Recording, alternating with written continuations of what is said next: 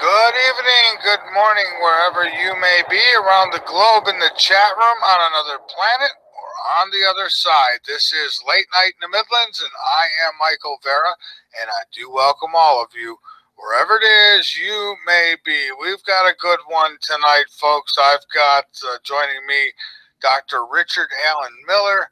We're going to talk a little bit about the Mandela effect, memory, the consciousness, what happens when we die.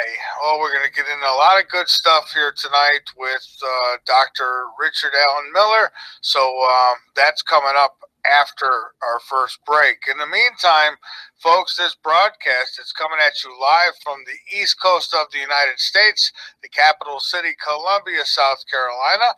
And the website is www.latenightinthemidlands.com.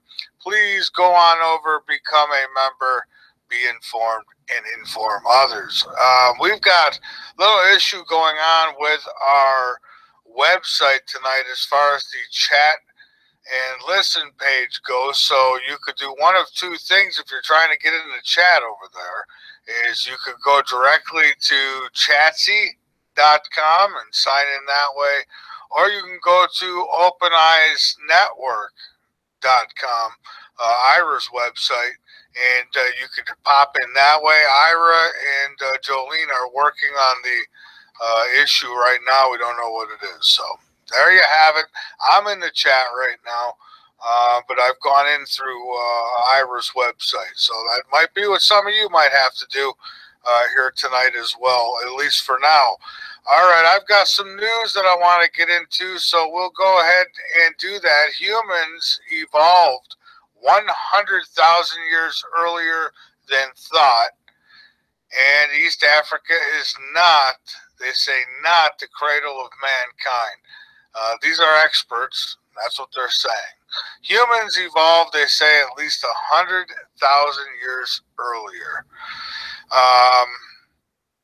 They say that they've debunked the theory that, the cradle of mankind was out of Ethiopia. They say the world's oldest Homo sapiens fossils, which could represent the first human family, were excavated in Barrett Mine at Jebel Arud, 60 miles west of Marrakesh. And the dates, they say, are between 300,000 and 350,000 years old. And I still don't believe half of what they tell us. They say experts, but, they only tell us what they want us to know. They say until now, experts believe all humans living today descended from a population that lived in East Africa. See, now I don't believe that. I believe it was from a population that lived far, far away from here, off Earth even. Mars, anybody? Truth behind mystery of alien wow signal revealed 40 years after detected in space. The origin of a mysterious signal that has baffled astronomers for 4 decades and led to theories that aliens were attempting to make contact with us has finally been solved. On August 15th, 1977, Jerry R. was working as an astronomer at SETI's Big Ear Radio Telescope at Ohio University when he picked up on a signal sequence which lasted for up to 72 hours, stemming from the constellation Sagittarius. Now, my former guest, I say former guest, he's not been on yet this year, but he's been on several times, Stanton Friedman. He says that SETI is just a front. Well, this E-Man was so shocked by what he had picked up that he wrote "wow" next to the signal on a piece of paper, and so that's what it's become known as today. They say here conspiracy theorists, because you have to be a conspiracy theorist to believe that there's something outside of the life on this planet, I guess. But they say conspiracy theorists believe it was the most significant evidence to date. Maybe at the time it was. It's not no more. I think we've got a lot bigger evidence than that now. Just the Phoenix Lights alone is a lot of evidence. So anyways, this professor from St. Petersburg's College believes that the signals came from 2 comets now. And these comets apparently released a hydrogen emission that reached a frequency of 1,420 megahertz, which is what was that signal. So it took them all in decades. I'm surprised Richard Hoagland didn't cover this one. Intel officials deny president pressured them. Comey even said Trump did not order him to do squat, in my words. So I would say to the crazy Trump hunters, get on your crazy train and go away already. It's like, holy cow. I mean, I was seeing tweets from big old Rosie O'Donnell, and she's, oh, you're finished, Trump. I mean, she's been going on since, well, before the election, but she's been going on since he's become president. Oh, my God. She's such an angry woman. Or whatever she is. I don't know. The conspiracy theorists believe she's a woman. I don't know. But boy, she's a hatred she puts out there for Trump constantly. It's like, get over it. Comey's not saying anything that's, putting Trump in a bad place. So it's the guy, he's done nothing wrong. They just don't like what he's doing. That's all. He's destroying what they've been building for so long. Anyways, not much to see there. At least 12 killed in pair of terrorist attacks in Iran. So Iran getting a little taste of the terrorism now as well.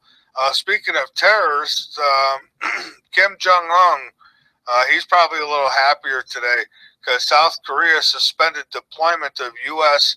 anti-missile systems.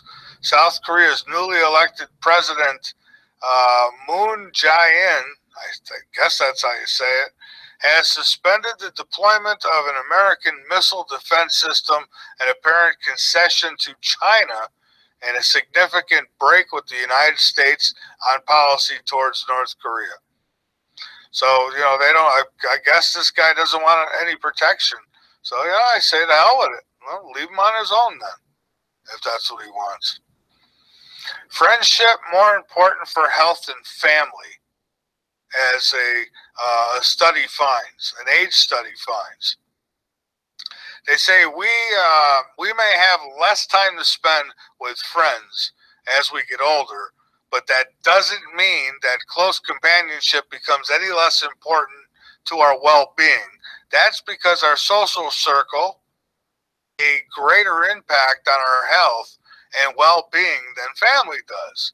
And this is a new study, and nowadays you see where, families break up. They're living all over the country, all split up. Myself included. I got family in New York, family in California, have family all over the place. And, that, I guess your friends become your family kind of thing, in some sense. But, companionship's important. But, nowadays people, their best friend is their iPads. That's their best friends, their smartphones, that kind of thing.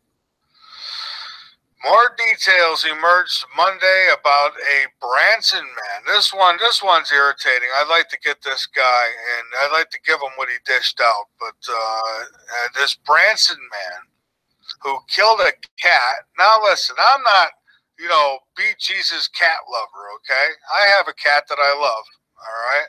But I've never been a real big cat person. But you know what? I'm not a chicken person either.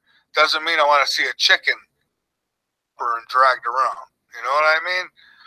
But this idiot, this Branson man, he killed a cat and then posted the video of the killing on social media. And guess where he posted it? Yes, on Facebook.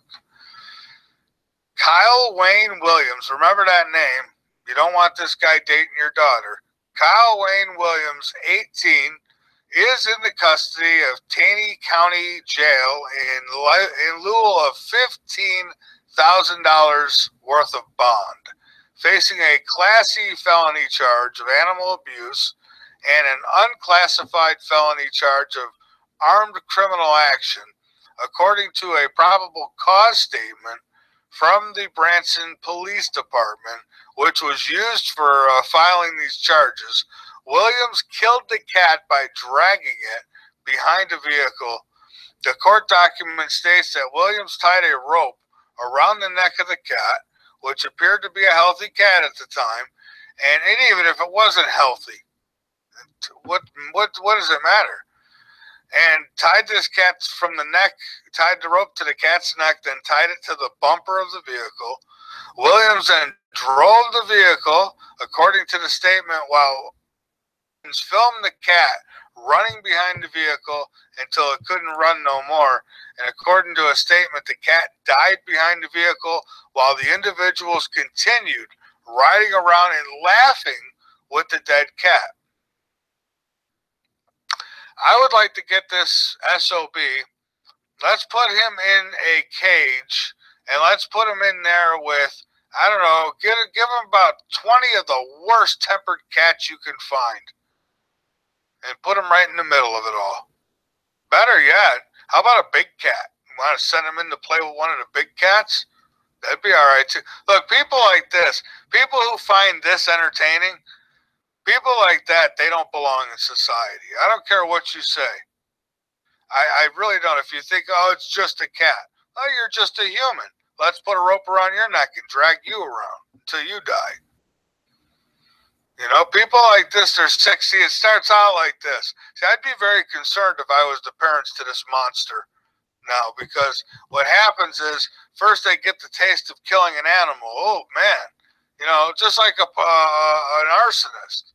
They start small. They start a garbage pail on fire. Next thing you know, they're burning down a cathedral. Next thing you know, they're burning down a cathedral with everybody in it. You know? So, yeah, not good. If I was his parents, I think I'd get him some help quick. I don't know. You know, I'm not all for pharmaceuticals, but someone like this, I don't know. You ought to put him in a rubber room and give him all the pharmaceuticals he needs. Just not good at all. I mean, these things, they next thing you know, the neighbor's kids will be missing. And oh, who was it? It was the cat killer who you could have stopped if you had just listened. What a sick SOB. So he's in jail right now. And some of them were heard yelling, keep going, don't stop. The cat's almost dead. I couldn't imagine when I was a kid going out with my friends and our highlight of the day is killing an animal. Trying, and you know, and not even humanely.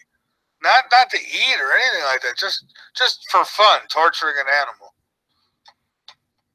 I don't know. This is our youth. This is where we're at with some of them. All right. Let's see. Facebook. Yeah, how about Facebook? Facebook, fake book. Call it what you want. I'll call Pimple Puss Zuckerberg. He's at it again. He wants to spy on people through their smartphone camera and analyze the emotions on their face.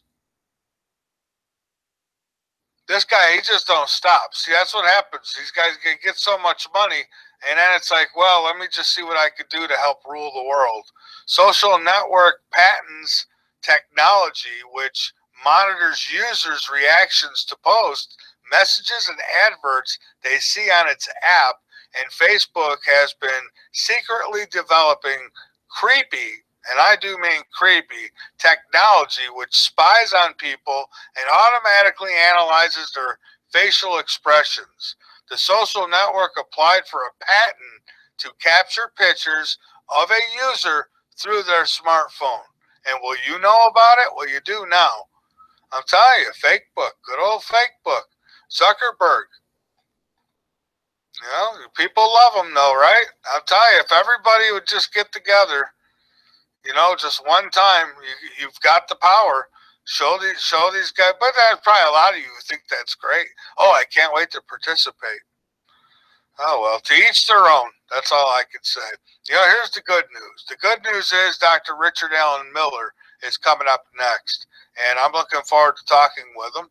I'm Michael Vera. This is Late Night in the Midlands on the LNM Radio Network. We're going to take a break, and then we will be back. So don't go anywhere, and, yeah, just hang around. It's about to get good. Good old Zuckerberg.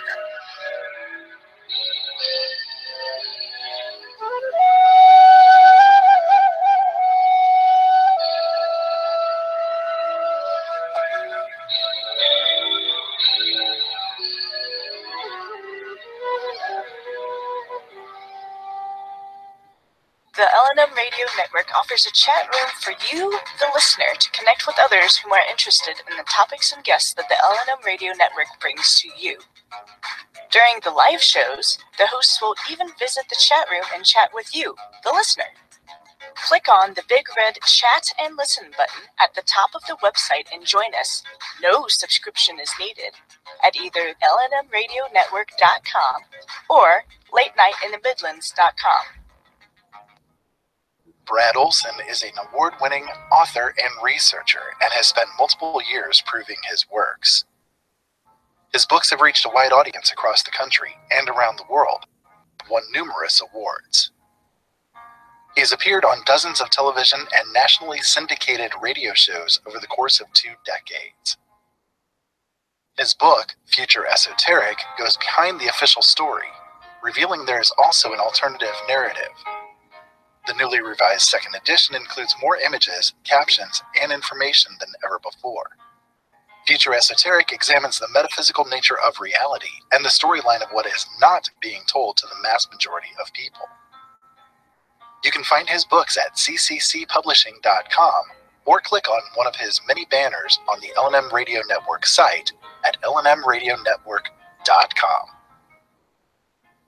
When you need a reliable source for your toner, where do you turn? Laser Technologies International Incorporated, your source for quality laser printer, copier, and fax toner. We supply a frustration-free cartridge guaranteed not to harm your printer, delivering 100% of the quality at a fraction of the price. We have products for most major brands. Find us on the web at www.laser-technologies.com. As it's service at laser-technologies.com. Call us at 561-792-9600. That's 561-792-9600. Laser Technologies, 561-792-9600. Providing excellent customer service since 1995. Late Night in the Midlands covers everything.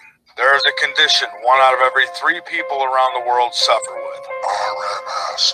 A condition that can be crippling, RMS. A condition that causes confusion and discomfort, rapid pounding of a fist on tables, and unwillingness to watch the fake news, RMS. Restless mind syndrome. You may not have heard of it, but if you are one of the millions suffering from this condition, there is now hope. You do not have to go through life not knowing what to do next or how to rid yourself of this health-bearing condition, now being recognized by doctors, lawyers, and victims all over the world. The cure? L&M. Just listen to this testimonial by one of our subscribers. I can say true to my heart that L&M worked for me. I stood up day and night confused by what the fake news has told me. I could not even take care of my family or hold a job. I couldn't even get off the couch and do anything, and I knew there was a problem. Now, since I've been on LMN, my family life is back, and I'm waking up more people than ever around the world. Now you know what you can do to put an end to restless mind syndrome. Ask your doctor about L&M and ask if it's right for you. L&M should not be taken without a prescription. It should never be taken while on drugs like Fox News, MSNBC, CNN. You should also tell your doctor if you take Glenn Beck, Rush Limbaugh, or Randy Rhoads serious. Side effects of L&M include waking up, spreading truth, passing out cards and flyers. Other side effects may include, but not limited to, the expansion of mind and thought, arguments with sheeple, high blood pressure, preparedness, mood swings, and the feeling of a need to get involved. If you see chemtrails after you have begun using L&M, contact your state and local officials immediately, because this could be a sign you're waking up. L&M, because you don't have to live in the dark with RMS anymore. On the east coast of the United States, from the capital city, Columbia, South Carolina, you're listening to Late Night in the Midlands with your host, Michael Vera. To talk to Michael Vera, dial 803-339-2559, or around the world on Skype. Just use Skype ID LNM Radio.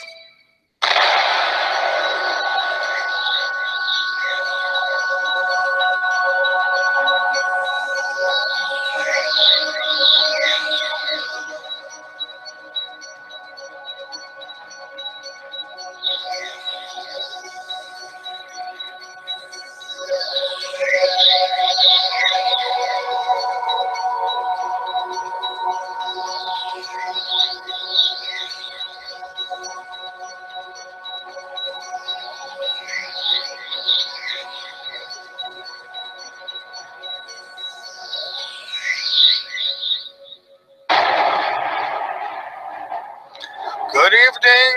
We are back, and we're about ready to go here. My guest, Richard Allen Miller. I'm Michael Vera. This is Late Night in the Midlands. I want to tell you a little bit about my guest. Before I do that, don't forget, get over to latenightinthemidlands.com. Don't hesitate. If you've got it in you, if you've got the means, hit the donate, subscribe button. That is what keeps the L&M Radio Network cranking. And by the way, some problems with the chat, or with the website, actually, the chat page over on latenightinthemidlands.com. So if you're having a problem, you can go to openeyesnetwork.com over there on Ira's website and click the tab that says Listen Live, and that'll take you to the chat room, or you can go to chatsy.com and get to it that way. Also, those folks in YouTube and Facebook, you can get your questions for my guest tonight over to a moderator, and that moderator will get the question to me. Otherwise, folks, you can call in at 803-339-2559. Not now. Give us a little bit here, probably after the next break, and I'll start taking listener questions. My guest tonight is researcher and author Dr. Richard Allen Miller, and he will be revealing a depth of knowledge and experience in alternative agriculture, physics, metaphysics. Miller began working in the secret world of Navy intel in the late 60s, and now has amazing experiences and conclusions to share before many leading-edge concepts became trendy topics. Miller was and is in the international front lines of research, experimentation, and documentation. And one of his websites, www.richardallenmiller.com. He's got some others as well, which he'll give out here shortly. We'll also have them in the archive when we get that set. And he's about to release, I believe, the information I got here is 15 new audiobooks. He's a very, very busy guy, Dr. Richard Allen Miller. We're going to bring him on with us right now. Yes, we are. Okay, there we go.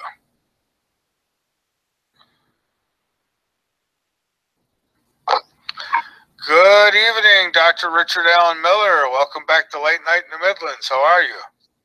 I'm going bald. You're good. I'm natural content. You want video or not? Yeah, sure, that's fine. My friends here, I've put some friends in.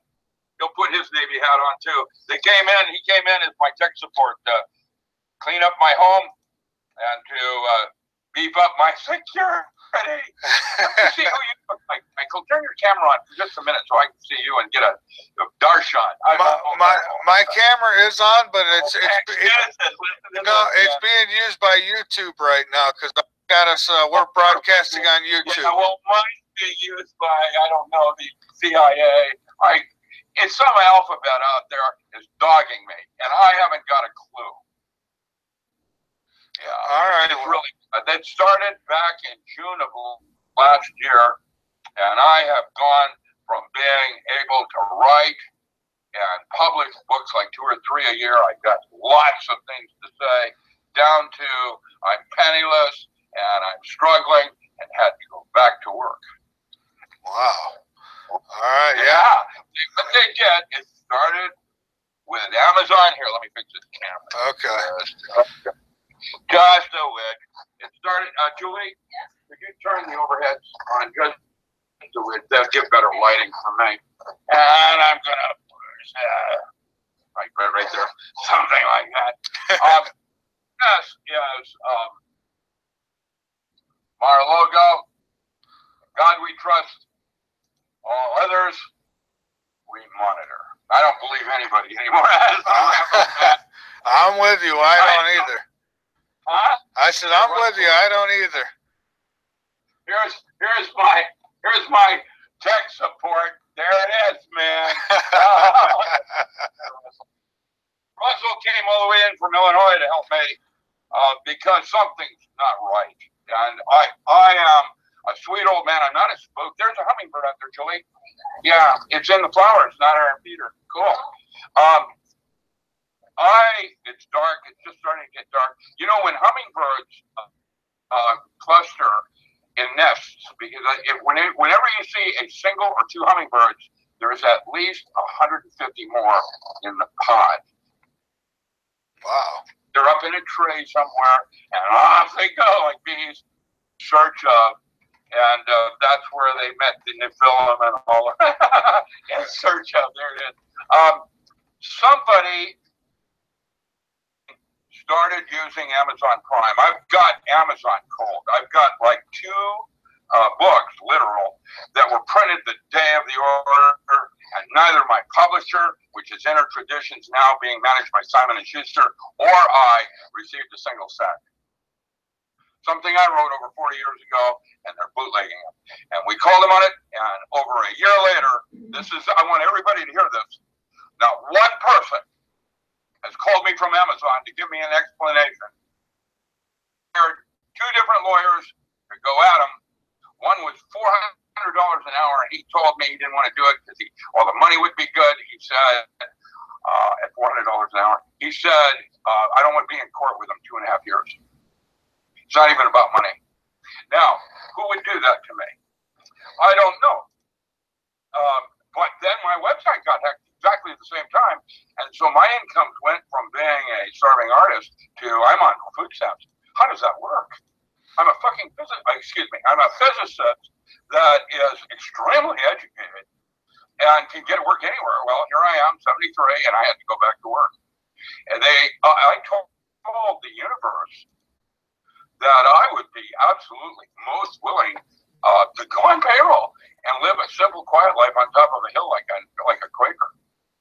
I'm not interested in doing this.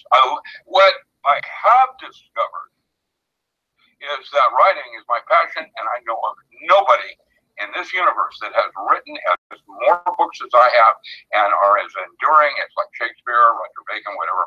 I am writing. It's just pouring out of me, and everything I write has remained a bestseller.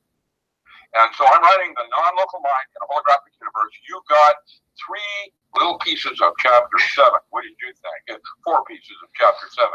What did you think? I think it's absolutely fascinating. It definitely gets the mind thinking. And, you know, I started with the Mandela effect. And oh boy, is that a popular one. I've got people who just emailed me yesterday about it. The way I'm handling the mandala, there it is, Joseph Arguella. Did you know that Jose Arguella actually wrote that book while I was teaching at Evergreen?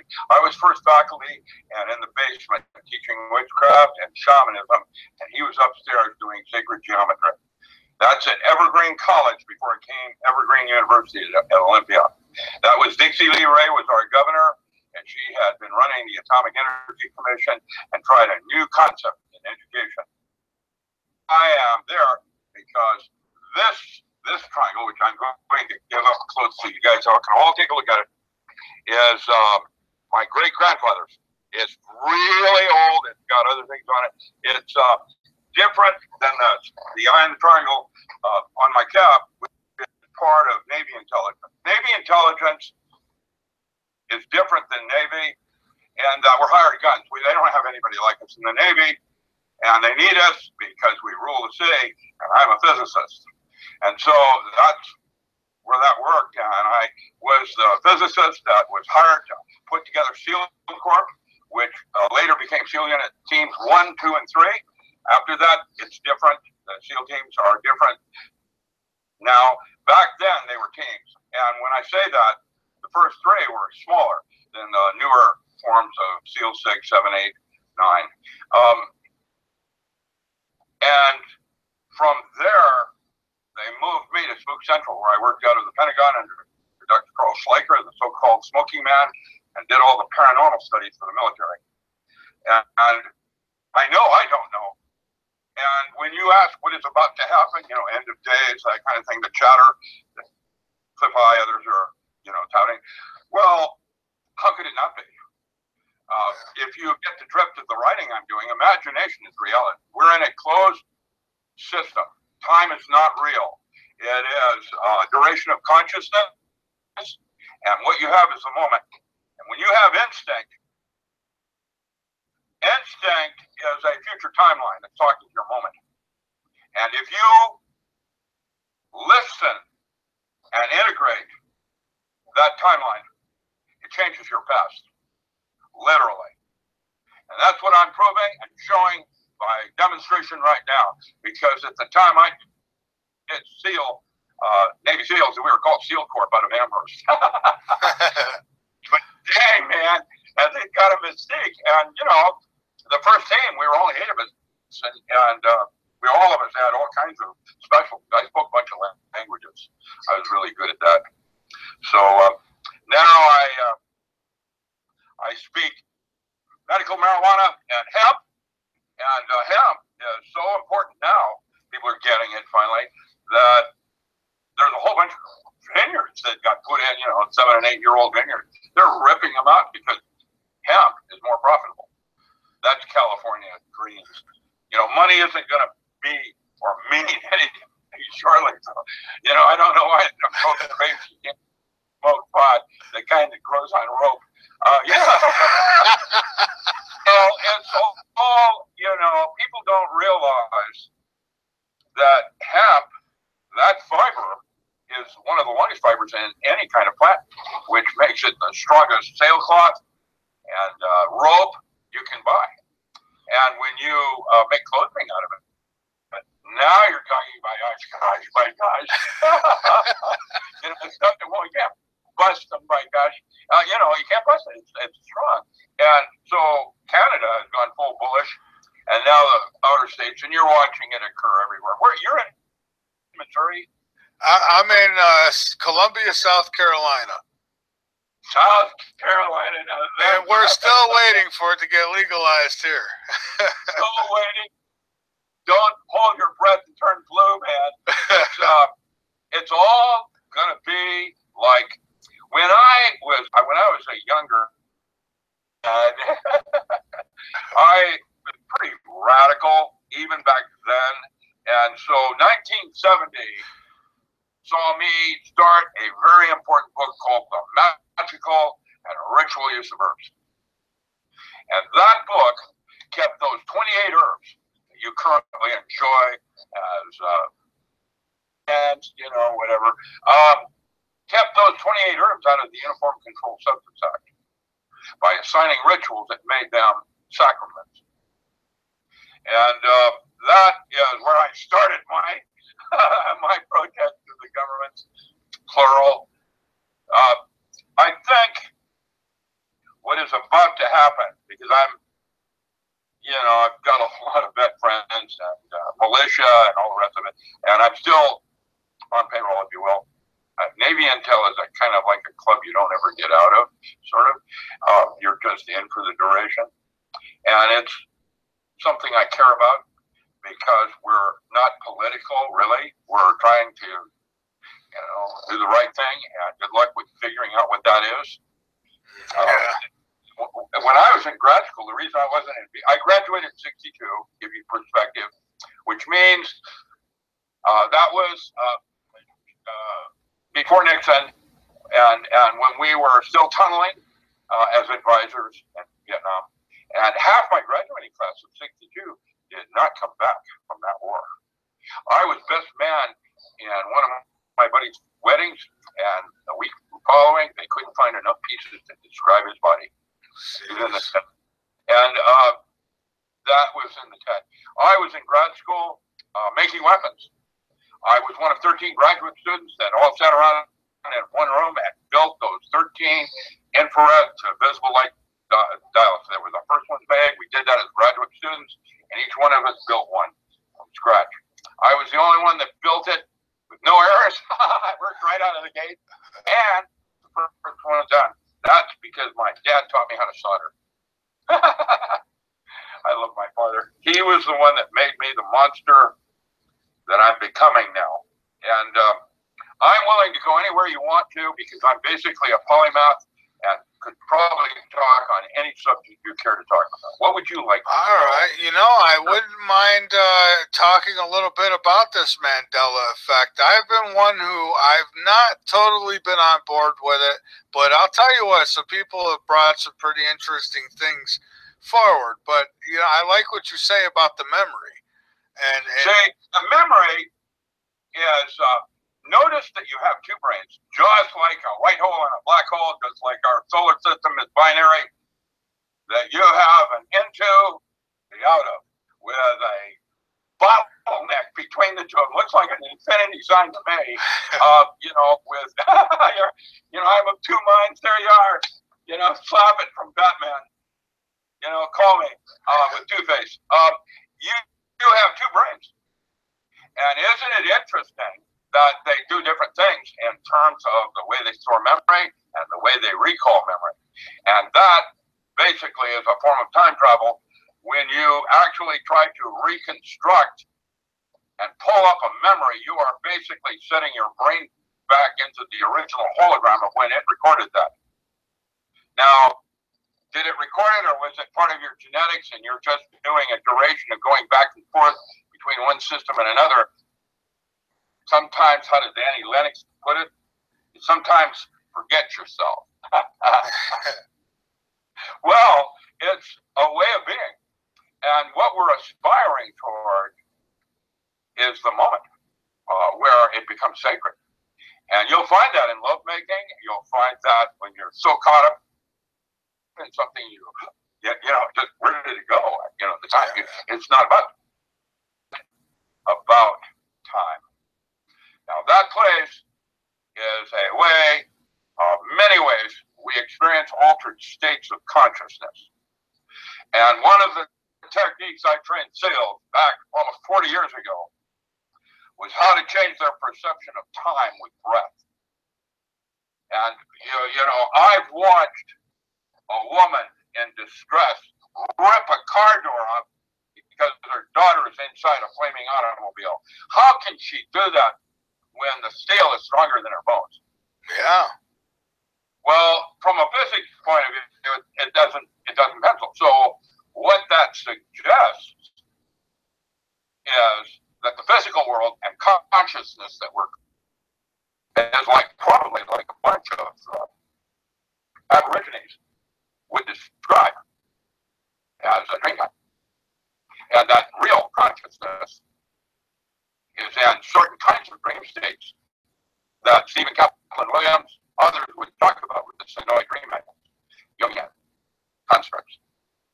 Like demonology, I taught a graduate course in demonology at Georgetown to Jesuits because of my academic background in the occult. I am on a level people have no clue, and I am about to come out of the closet with these metaphysics books as the real Dr. Strange. I was at a comic convention, and the kids, they billed me as a real Dr. Strange. They all wanted to sit in my 280Z and get a picture of what Dr. Strange drives his car.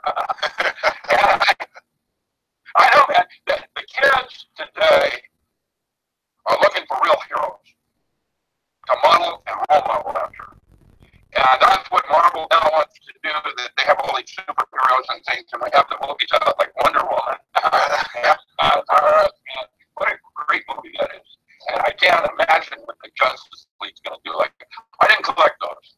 I collected Dr. Strange, I collected Warlock, I Hellblazer, of course, you know what I mean? But I collected the earlier cult that was well written, because that's where I came from. Magic, the new form of physics. It's basically advanced physics with a mystery school. Magic is defined as the art of changing consciousness at will. And if imagination is reality, and I can rip a steel car door up if I want to go into that altered state to do that, then altered states now become tools and a toolbox for the next stage in the evolution of man. And that's why most of your more settled aboriginal forms are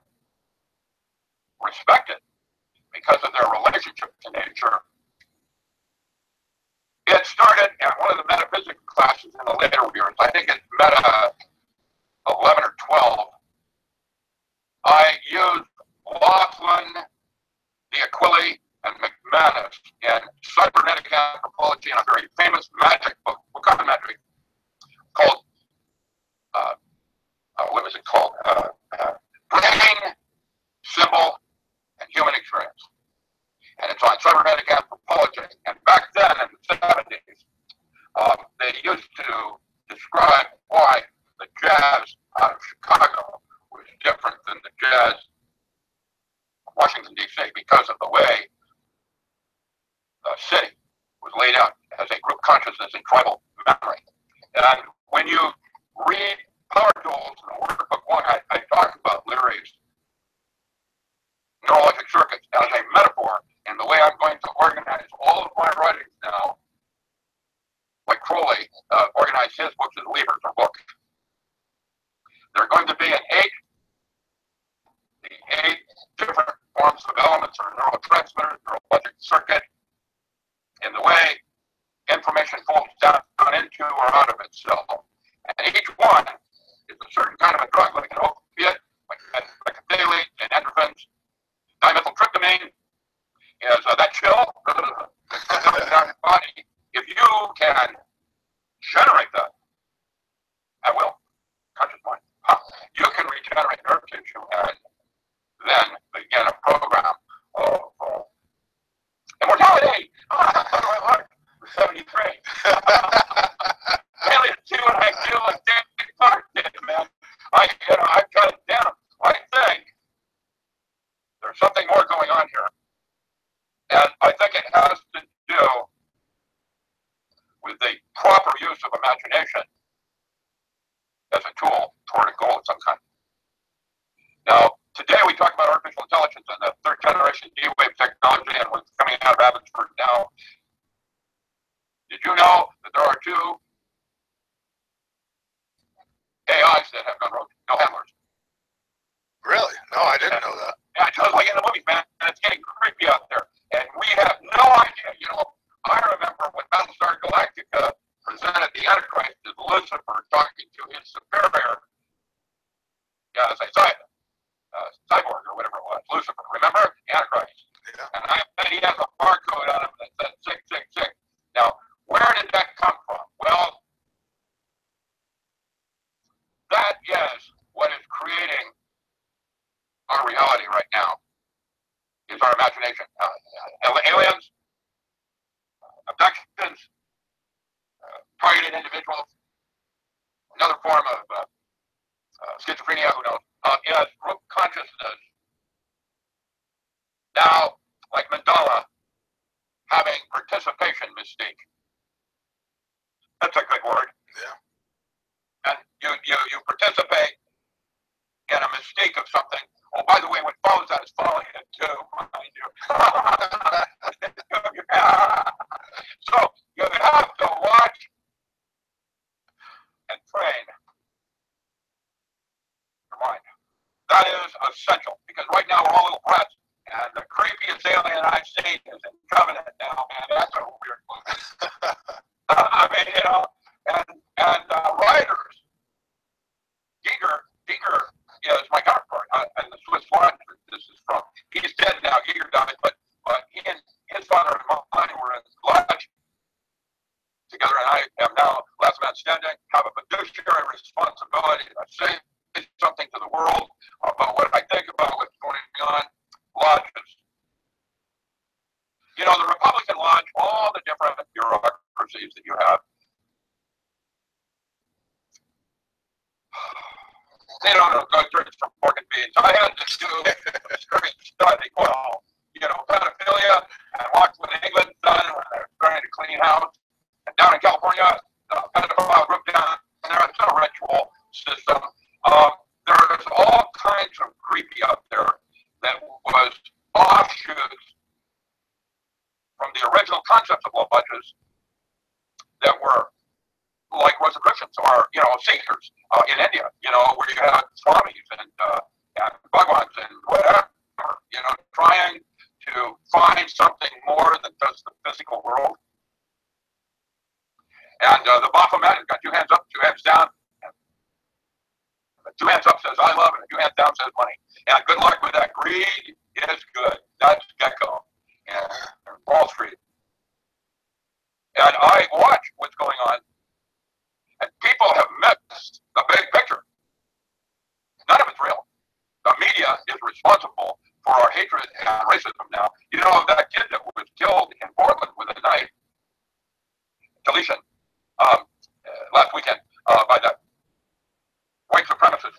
It was someone I mentored for 6 years. I've known his mother for 37 years. They're holding a wake tonight, and I'm not going because I'm doing radio with you, and I'm going to do my part by saying something about what I blame is the media for that kind of thing happening. Yeah, I agree with you. Muslim and all that, all things nuts. And now there are European countries that are refusing to allow certain kinds of immigration because of the discrepancies and what's really going on and why is it being done. And I'm going to suggest there's a war going on between the dollar and the yuan and Putin. Well, he's a criminal. Putin has done more for the Soviet Russia than any leader in history. He's a nationalism, and that's what Trump is, and I am not a supporter of Trump, however. Trump is a nationalist. He's trying to give America back to Americans. I agree. That's not going well with the New World Order, and so they're going to try watch doing ghost dance on CERN's platform. Good luck with that. It won't work. It doesn't work like that. That's why I am Dr. Strange, battling something that I can't even describe going on out there. They're going to try to impeach him. That won't work. They'll make an attempt on his life. And when they do that, the United States will rule. That's what Dennis Kucinich and others have said to me. Into 9 provinces like Canada. And we will be weakened and much easier to rule. It's all of a game plan that I have no interest in participating. I will say so right up front. And transhumanism aside, with Cyber City and who wrote William Gibson and some of the others that would write on that kind of thing. You know, we didn't have 3D printing until they had a replicator on Star Trek. You would say it all starts technology with imagination, and technology isn't any different than religion. And so there's no law that lasts in physics. I'm a real physicist. I'm here to tell you it doesn't work like that. It's a religion. And that's why Crowley, in his inner lodge, or Jim, or Jennifer, the Silver Star, which I also belong, is with the method of science toward the aim of religion. The aim of religion using the method of science. The two are like into the atom, like your 2 brains. They're at opposite ends, and they're this closed system and a small competition bowl, and that's what time travel is all about. And I don't know how to say this except that I'm a time traveler. There's an argument about Antarctica and some documents that were found in the 50s that talk about pre-man, fourth genome and blood type, rhesus negative, and where our memories were now no longer accessible to us because of this genome. About any of that. I know that with hypnosis and other things, I can, in fact, pull up memories that seemingly are past and future lives. Isn't that interesting? And there is a study being done on called the Wernicke correction near the receptor activating center in the brain that it is cross-cultural. A Chinese or you or anybody, take them down to that place. We all have similar, identical memories of working on Mars with government. Really? Now that's called the Mars Project and the Wernicke correction. Check it out. Now I'm going to say some further things. There's other things going on here that I don't understand yet. And because they don't work like that. What do I mean? atheists. They sent me to Missouri City Catechism to armor me. and you know, and what happened was, in my personal journey, I decided I had a glass half full or a glass half empty. And so I chose the half full glass by saying, there is a God, but God is, by definition, that which cannot be known and only be experienced. Now that means that ultimate truth lies within each of us.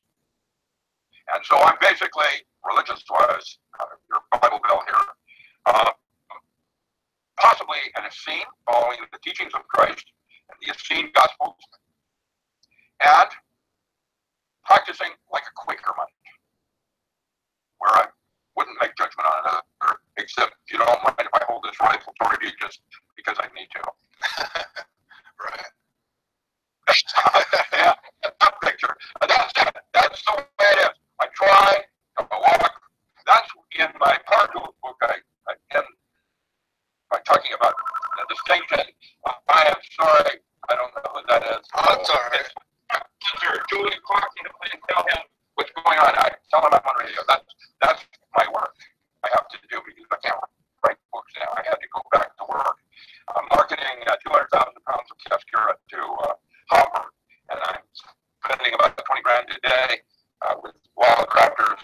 I get to keep 2%.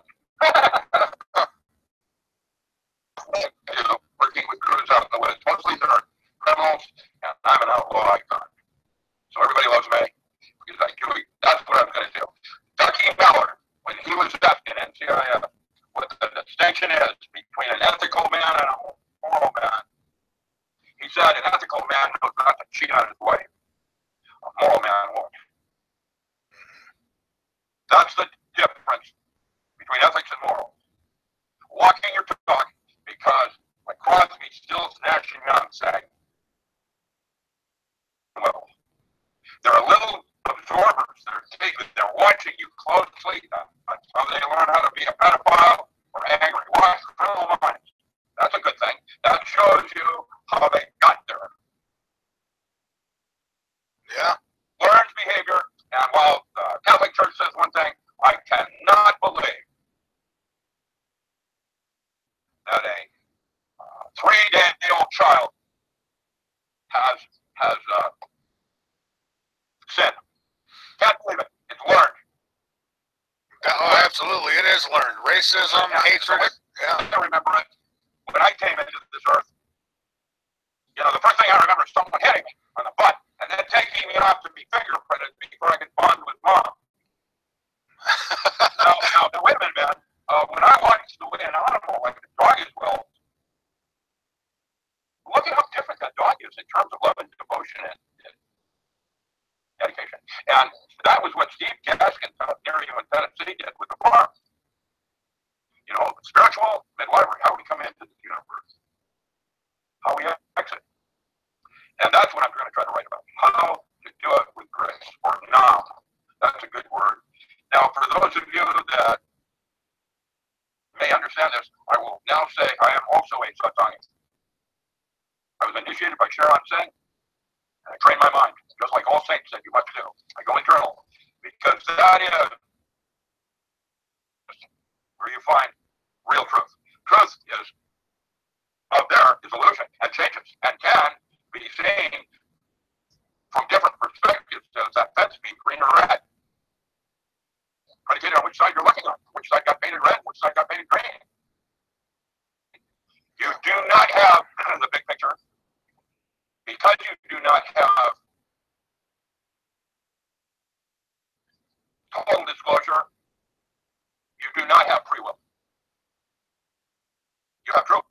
Now, why I'm talking about this right now is that I have this AI thing, and it knows what I'm going to do 28 minutes before I do, and demonstrated that to me. What when I does? do purpose over intent, intent is what actually happens, this interview. But from the interview, which shines through, is the purpose part. And Every single one of you just got what I tried to say. And when you get that part, that is a part where a machine can't go because a machine doesn't feel pleasure. It beats you a chest. That's right. Oh, yeah, I absolutely get it. Oh, then that's the armor. And once you understand that, you understand the distinctional difference between transhumanism and being human. And we are limited. There are life forms, I've met life forms that are better designed brain-wise, structure, like orca, dolphin, that are well better designed for their environment than we are for ours. And guess what? The Earth is changing right now. And it's not about weather. That is why Trump pulled out, and the weather things in Paris Accord aren't even about weather. So what he pulled out for is because he doesn't want Americans to participate in something that takes your rights away from you, like Agenda 21 will. Yeah. Got to reverse half of what Obama did right out of the gate. And unfortunately, he has to do it as a little brat kid. Because that's what he is. He's a brat kid. The alternative, Clinton is a criminal. Which one do you want to vote for? Neither. It was an embarrassment to have either of them offered up for president. That's supposed to be our most scholarly and most morally correct. What has happened? Well, I'll say this, though, as embarrassing as it is, he's doing something a lot of the other ones won't do. Boy, he's going to they're going to try to impeach him, and when that doesn't work, you're going to shoot him. And that will weaken America, which also works. Yeah. I hope not. When I did Vincent Finale, I do Vincent Finale every morning. I'm going to do him in the morning. Vincent and I've been doing it almost as long as you and I have. We've been doing this for a long time, you and I. I don't know if you remember, but we go back a bunch of years. I don't remember. Well, I just, started being an artist. I needed to promote my books, and I just started doing some light radio. And now I'm into it to try to stay alive. I'm 73, and because I'm Navy intelligence, I have Social Security, and I got Medicare rather than the gold, which is probably better from what I'm hearing from my vet friends. But my vet friends are saying to me that there is an unorganized, not malicious, there is an unorganized feeling among all vets. And when you see a combat vet get a tear up his vest, watch what happens. They're dangerous. And I mean, combat vets have been trained to be combat vets. And when you do that in the streets here in Oregon, Free State of Jefferson, or you do it in West Virginia, South Carolina, I don't know what to do. So I write about it. Matt Stein and I are doing urban survival skill workshops at all the big gun shows. I've been in Huntsville and some of the other ones back there with Charlie Norman, Ken Will, and the usual suspects. So that nobody's prepared for this. And when the grid does go down, and you can count on that, there will be Maslow's 4 stages of grief. What will cause all this? Someone said to ask you about Planet X. I mean, is this something we need to worry about, or is it what will cause? Well, let's talk about Caltech and Stanford. What they just said. Okay. Let's say they had a big contest. Who can discover Nibiru-First? Yeah, right. The real one. And there it is. Binary. Of course, all star systems are mostly binary. Ours is about that's the word cloud. It has a bunch of planets around it, including Wormwood, Planet 7X. And all of a sudden, Caltech last summer said, "Hey, there's something out there near Saturn. What is that? Another planet. Where did it come from?" Then, 2 months ago, Caltech and Stanford both said there's a bunch of planets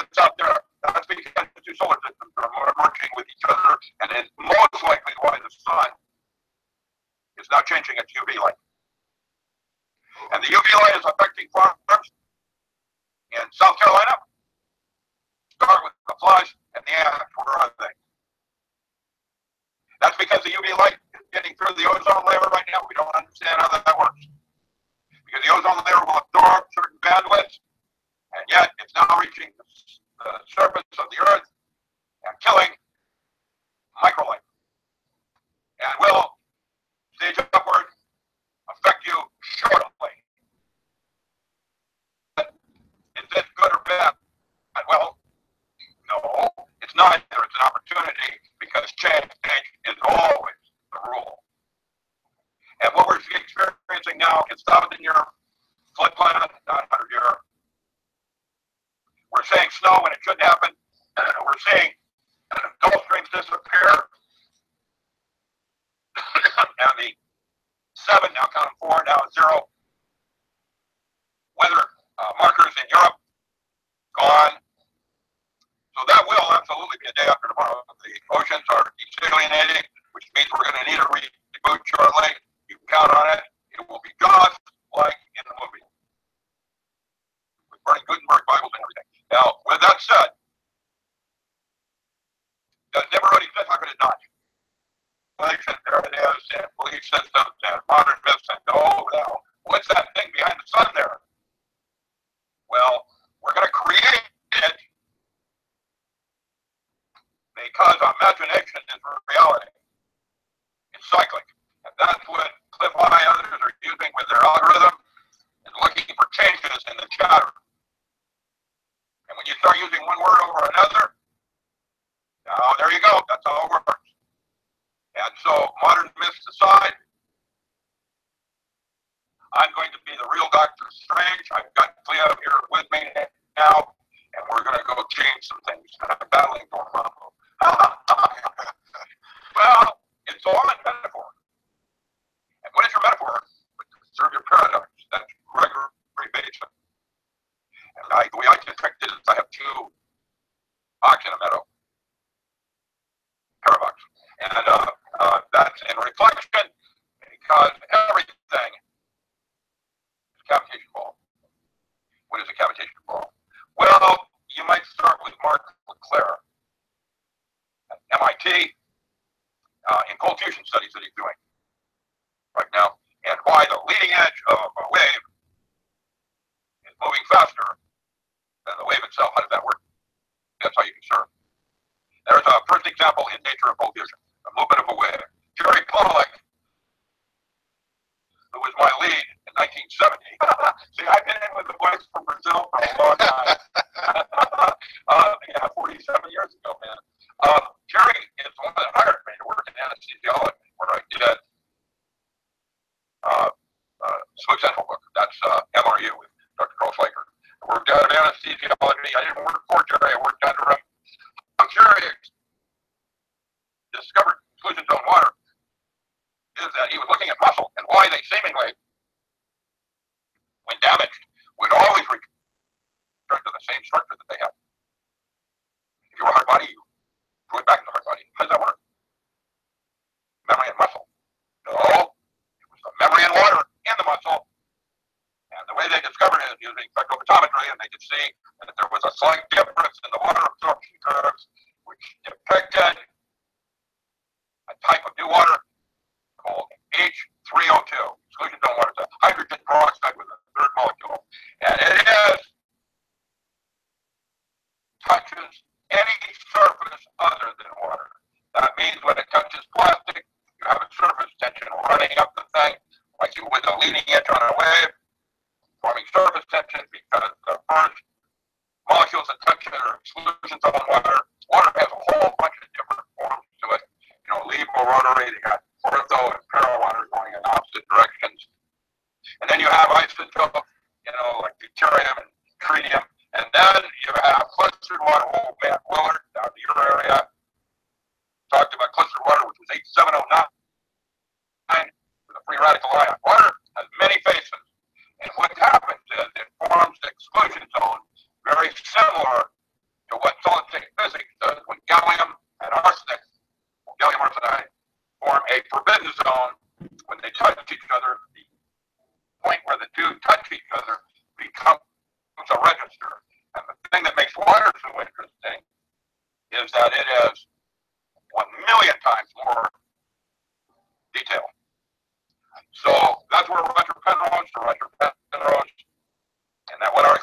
about where the soul resides in the body is in structured water in a microtubule. It physically leaves the body at the moment of death. That's the 3.2 ounce weight loss that nobody could explain. And so Roger Penrose and others have proposed that is all of your future past lives and possibilities going back to a thing we'll call the multiverse. Now that's the leading theory, right? It's just how we choose to visualize it, because when you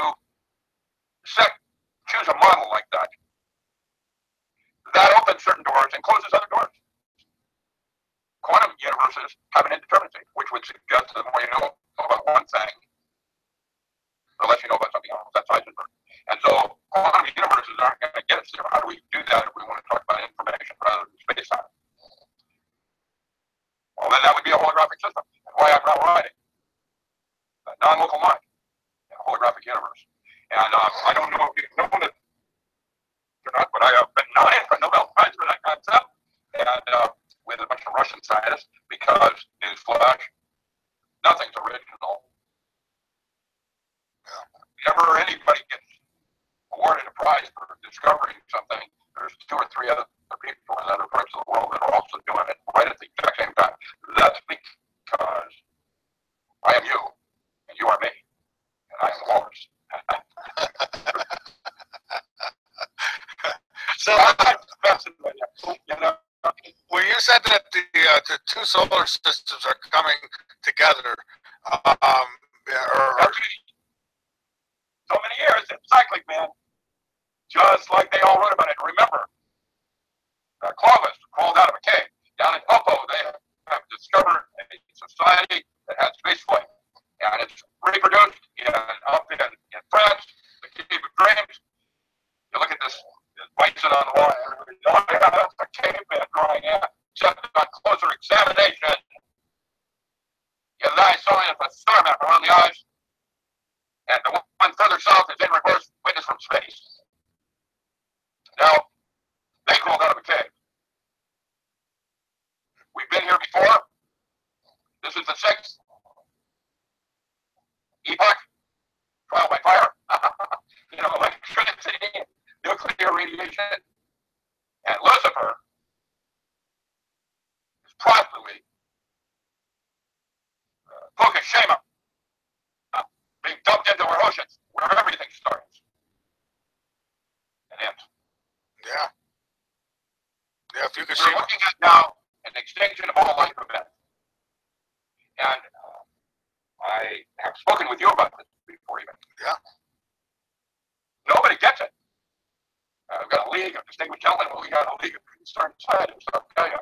And I am concerned because on the New Madrid coal mine, there's 20 leaking Daiichi Lake GE reactors are all leaking, just like the ones in South Carolina, Florida, and Indian Point up in Hudson River. And I wouldn't want to be around any of those when grid slips down. And you can't call it just like they couldn't do Fukushima. That's my biggest concern is if anything does happen to knock the grid out, people talk about survival, and I ask them all the time, are you prepared for the radiation from all these power plants that are going to melt down? So, the first thing I'm doing now, Workbook 3 hasn't been read yet. That's the 3rd adjunct of workbooks to accompany Power Tools. And that is going to be a thing called the Caterpillar. Right now, the Caterpillar is a bunch down in Williams, Oregon, on Steve Miller's old plantation there. It's in the bus filled with entomology to talk about the monarch butterfly and its migration. It goes down to all the grade schools and it shows the kids this butterfly. And I'm going to take that bus and strip it out and put something meaningful in it, like water testing laboratory run by 3rd graders teaching 1st graders how to test for water for purity. And then the last chapter in that workbook will be how that 1st grader goes home for turbidity and pH. Now, we need to rethink our educational system. Seriously, man. I mean, I'm not kidding. This is crazy. I agree. When I watch watched racism dominate kids coming back from Reed College on that bus or train. And you've got a knife-wielding, crazy, racist, hassling two young girls, one in a Muslim cloth. How dare him? And he made a joke about it today when he was running in court. He's proud of it. And I blame the media. And I challenge some real reporting again. I'd like to see from the Washington Post and the New York Times and some of these other so-called established firms that talk about doing honest journalism. I haven't seen it in 20 years. The last person I ever saw that I really liked was Charles Carroll and On the Road, where he did happy, good, feely things about what's going on around America. Now, I don't know how to do the one voice in the media, but you mark my words. Mark my words. It's going to be a bad day when they try to assassinate Trump because he's not a player. And the good news is the New World Order is on the run. Putin is a criminal, but like I said, when he went to the United Nations, he said, you come to Russia and you want to be a Russian, you just speak Russian. I remember at the time when I was in high school, and it wasn't Spanish, it was called Esperanto. And that was because you could talk to Guatemalan and Brazilian, Portuguese, and other languages as a cross like you do with American Indian, called Chinook. Now what happened? I've had enough. And I'm going to say so to the world. And, you know, I'm just a nerd. Yeah. I have no agenda. I'm just trying to survive. And I'm on food stamps to get a grip. It's crazy. I'm being messed with because I'm a truth sayer. And I'm going to speak my mind. And I changed my mind. I'm wrong. All the time, man. There's another rubber train. All right, well, listen, hang on, Doctor. We've got to take a break here, so let's go ahead and take that break, and then we'll come back, and you'll be off camera here while we're on break, just for the record. And so, folks, Dr. Richard Allen Miller, and I'll tell you what, you're not going to find somebody more real. I mean, he just says it like it is, and he doesn't hide anything. I mean, look. He came right out with the peace pipe, folks. I'm Michael Vera. This is Late Night in the Midlands. I'm gonna get to your questions next. I promise. If you have any, send them in to latenightinthe-midlands.com. Well, you can private message me at latenightinthe-midlands.com, or you can get them to a moderator if you're over on Facebook Live or YouTube. Get them to the mod will get them to me. You can also call in 803-339-2559. Again, I'm Michael Vera. This is Late Night in the Midlands. My guest, he is Dr. Richard Allen Miller, and he doesn't hold back for nobody. We'll be back, folks. Don't go away.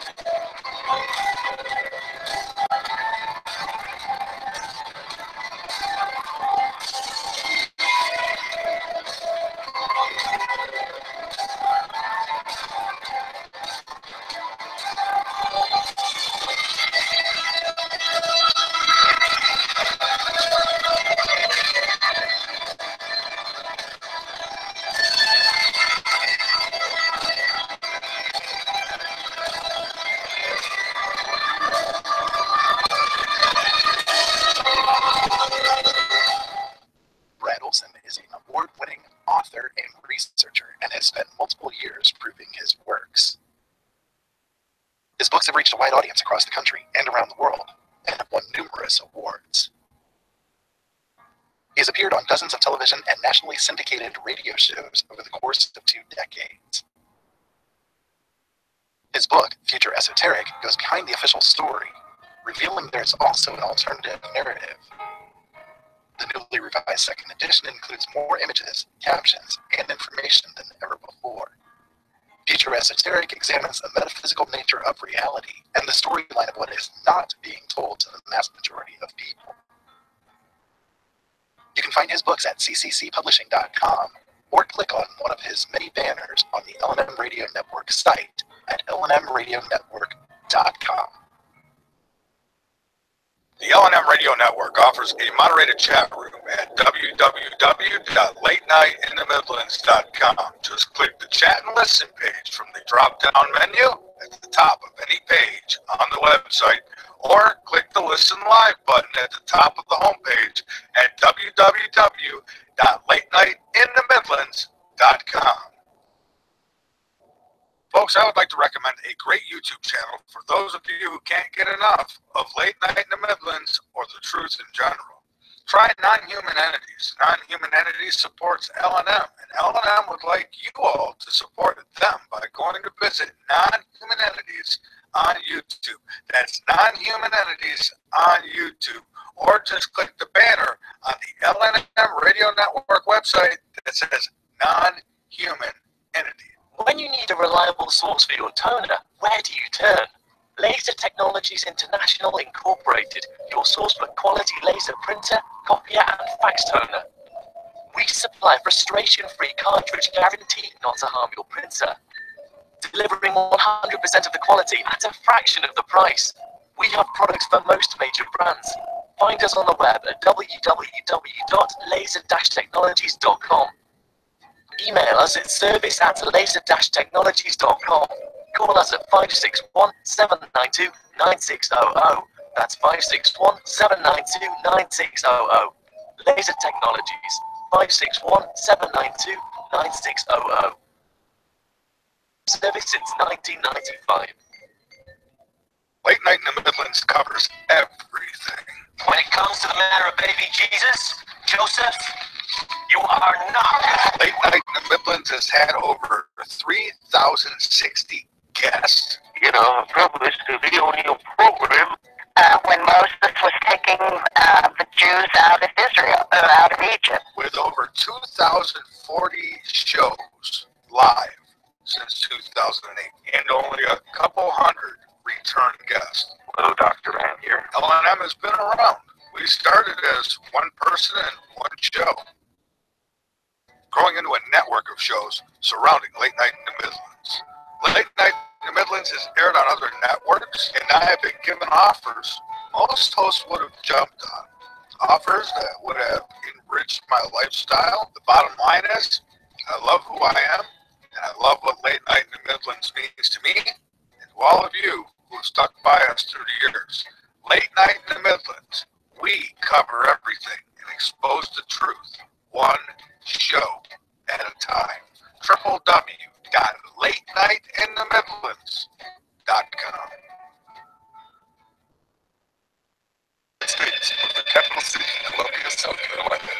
You're listening to Late Night in the Midlands with your host, Michael Bear. To talk to Michael Bear, down 803-339-2525. Or around the world on Skype. Visit your Skype, L&M Radio.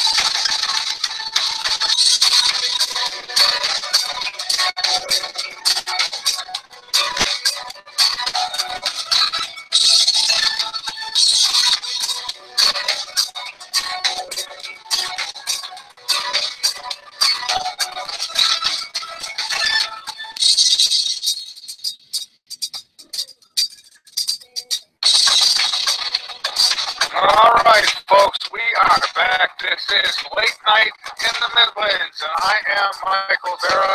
And folks, get over to LateNightInTheMidlands.com, become a member, be informed, and inform others. And I want to give a shout out to our radio affiliates. First, High Point Radio, the top of New Jersey, bringing us into New York, New Jersey, and Pennsylvania, doing it live on 100.5 FM, 1620 AM, WAFR 87.5 FM, Wareham, Massachusetts, bringing us in live Monday through Friday. Thank you so much. WCET 101.7 FM, Columbia, South Carolina, on Columbia Talk, K98 Talk, the L&M Radio Network. We also simulcast over on YouTube, Facebook Live, Twitch, Daily Motion, and a whole bunch of other places, folks. So you can listen to us all over the map. We also simulcast on iTunes, TuneIn, and man, it just never ends. So, folks, I appreciate any help you can give. Donate, subscribe. That's what keeps us here. And of course, make sure you support our wonderful guest tonight and get over to his website. I don't know, buy a book, maybe hit him up with a donation yourself. But he's, you know, when you're doing this kind of thing, believe me, the attacks are endless, just absolutely endless. And one of the first things they try to do is go after what finances you, your financials, I mean, whatever is keeping you going. Like if you get someone on mainstream media and they start speaking their truth, they'll go after their sponsors. And so that's what people do. That's why I'm listener supported, because I mean, you know, there's a hell of a lot of you if they want to go after you. But that's the safest way, it seems, to go. And Doctor, we are back, and I'm sure you are again Saturday night. We got a beach fight, by the way. That is a real Hopi medicine beach fight given to me in ceremony when I met Thomas Banaka and several others. He was there was grandfather. What is the area? Grandfather Oregon, and that was the shaman that died in the crossroads when Jim Morrison was 10 years old. And that was one of the studies I did to find out these new kinds of life forms that are on Earth. There's a whole bunch of different kinds of life forms, and we're now just discovering them. One of them is the Nephilim, and we found skulls. I did a recording with the BBC on that giant skull that was found in Pennsylvania in 1860 that went to the Smithsonian. That one was an easy one to vet on what happened to the skull, because the two sons that started the Smithsonian probably dumped it in the middle of the Atlantic Ocean trying to validate their father, who was a Methodist minister who had lost his flock to Joseph Smith, later known as Mormons. And his religion, which was formed on a close encounter, that old man tried to go after his flock for more than 20 years, and his two sons were the ones that formed the Smithsonian back then. And in 1860, that skull went missing. There's pictures of it. And now they're finding that Cleopatra went down the Mississippi River. She went down to Colorado looking for copper, for the capstones on what we call the pyramids, which are actually doors.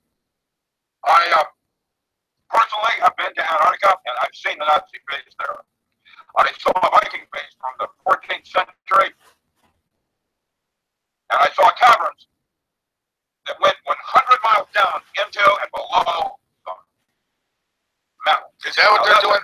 Is that what they're doing there now? What's all the commotion there now? I don't know, because I'm not doing it. They're retired from JPL, others that are telling me when it was discovered. Yeah. Basically, in the 70s when I was there, we did not have the technology to go down that deep into the metal. It was supposedly extreme high temperatures and pressures creating plastic out of steel, metal. And so how did the all caves maintain their integrity? We don't know. We couldn't go down that far. We didn't have that kind of technology to break down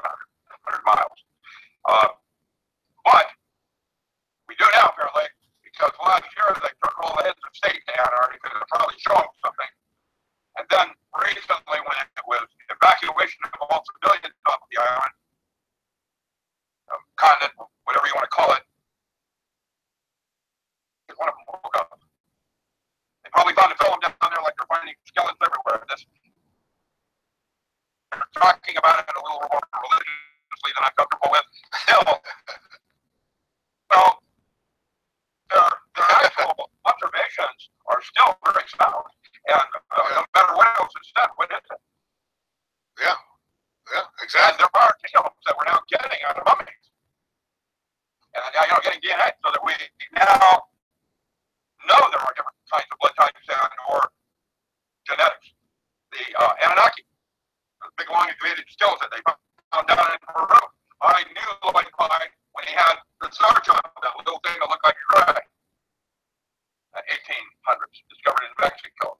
Probably related to what the Hopi called the Ant-Men. They had, if you looked at it closely, when Lloyd showed me this gold child, and I actually got to hold the thing in my hand, the first thing I wanted to do was take it to the University of British Columbia and do DNA studies on the skull itself, because the bone was different, appearing as if it could have supported dendrites between the bone, so that there could be a high consciousness where they touched skulls and had transfer of information. We do that now with pheromone. There are other things that do things like that I don't really understand. It's not my field of expertise, but I'm a scientist. I'm an armchair scientist. I wish I had toys so that I could vet some of this stuff out. If I had access to the toys I used to, I could tell you whether it never was real. I believe it is. How could it not be? There's too many different sightings, too many biblical references in other books like the Colburn Bibles, others that talk about it enough to suggest that there's something else going on cyclically every 26,000 years, every 3,600 years. I know Clark and some of the other people that are writing about that, Gerald Clark,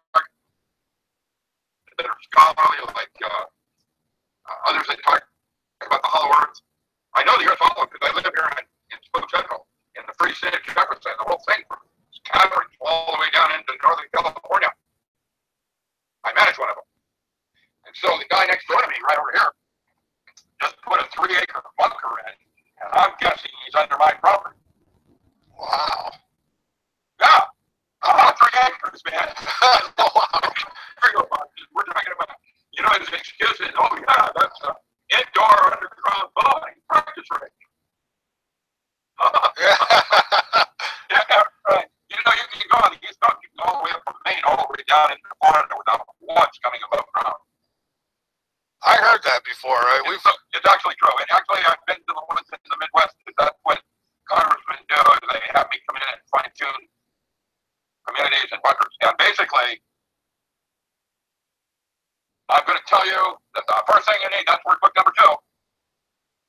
Can you live off the grid for 30 days? You better get your water together, because that's going to be the one that drops everybody first. And water, you got 3 minutes for air. What happened? Oh, one of my diagnostic things came up and wants me to do something. I better close this down and do it after our show. Okay. I don't know, man. I am being assaulted from creepy, and some of it isn't human.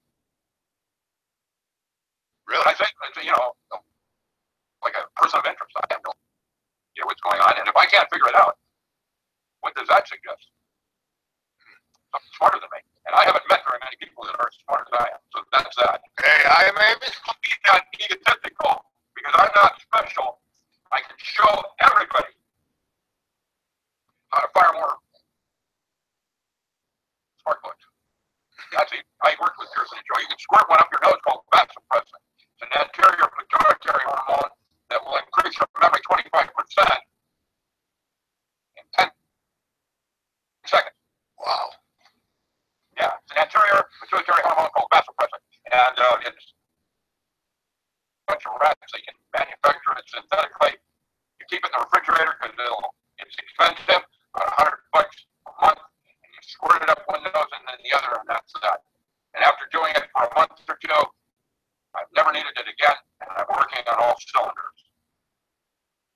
interesting. So, life extension. That's what Larry talked about. Space migration, intelligence increase, longevity extension. Smile. I squared. Yeah, I squared. Smile. Well, ultimately, won't we have to get off this planet if we're gonna survive? I mean, long term. Already off the planet. There's plenty of ways to do it. Close your mind and dream it. You can do it with a Stargate. Oh wait, we'll do it with CERN. Oh wait, we'll do it with Interstellar. Interstellar, that movie, an all-time correctness in scientific terms for science fiction. However, Doctor Strange is number 6. That is because the movie Doctor Strange is technically correct. And I'm here to tell you that as a magician, not a physicist. I'm an anesthesiologist. I'm a young psychotherapist. I got a bunch of badges. Has nothing to do with that. Imagination is reality. And you can jumpstart when you take a drug, a mind altering of any form, you are actually performing an act of magic. Now, my recommendation is setting, like Leary in his magic book called The Varieties of Psychedelic Experiences with Metzner and what's his name? Goodyear. Still here. Sorry. Yeah. Ron Dodds. There you go. Richard Elbert. I'll tell you, I'm still here too. And I have a sense of what is slowly beginning to form as a possibility of options that man has in terms of God's favor and having choice. And I'm going to say that the first thing that needs to happen for all of us is that you need to train your mind. And that is why all your saints in history, whichever country it came from, not India, and it said the importance of meditation. Going internal. And I remember I was part of a study at Harvard when LSD was still legal. And before that totally went, Andrew Weil and got him kicked out of Harvard in 67. In 66, it became illegal. It was in 64. Harvard wanted to know, actually it was in 65, it became, in 64, Harvard did a study on what would happen if they gave LSD 25 to a bunch of Jameson. And a bunch of us were selected. I was selected out of Seattle. I was 20 years old. First thing Larry did is he went over and he talked to my mom, and then he went over to the pulpit. None of us had heard anything about it. Then he approached me, and I agreed to do that. I never smoked pot, never got high, didn't drink alcohol. I'm a nerd. And what happened was, he's my guide. We went up to Deception Pass, Hurricane Ridge, over the north end of Washington State, looking 2,000 feet down in the Puget Sound. And it's boiling back colors, peeling and boiling and things. And Larry leaned over and he said, "We need to jump." And what that did for me is it put me into a catharsis where I discovered Aldous Huxley's Doors of Perception. I could not believe how many different doors were closing in survival circle world. And I don't hear this. I can't think that. And I went through all of these different things in a moment, and was given the grace or none of realizing how deep inner space was, how much more it was vast than outer space, and all the billions of stars. Now, that's why all of my work, from that moment on, was directed around altered states of consciousness, and that, the art of that, it's an art form, like sculpting or painting. Each of us have our own way of doing it. The Jesuits whipped themselves into a frenzy. Some Indians will chant no ho ringy deal, no ho ringy deal, no ho ringy. But they don't, you know, or another one will Max Headroom. All of it is an art form. Each of us have our own way to roam. And that place is to find its magic. And when I was at the Magic Castle in Hollywood, and Hollywood Lawyer, that's his title, man, I can't believe it. He got me Thursday night, yes. Friday night, we were at the head table. It takes 6 weeks to get a reservation there. I was there the next day, and the owner of the club came up and he said, "Why? I see you have a bunch of blue envelopes, Doctor.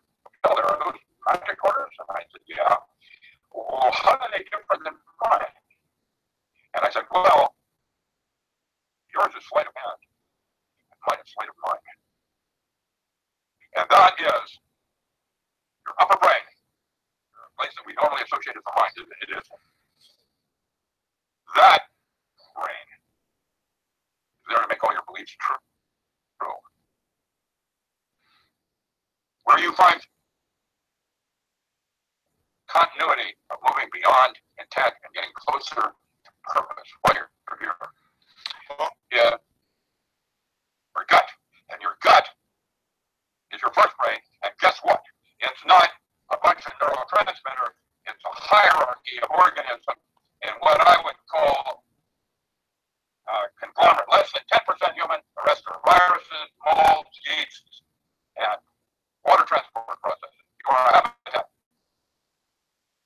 And as such, you are a microverse of a macroverse outside. And your two brains are like a cavitation process.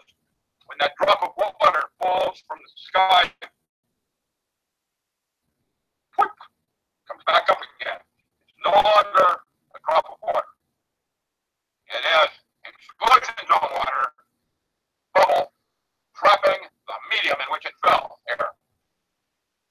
And that air is a topological surface called the torus.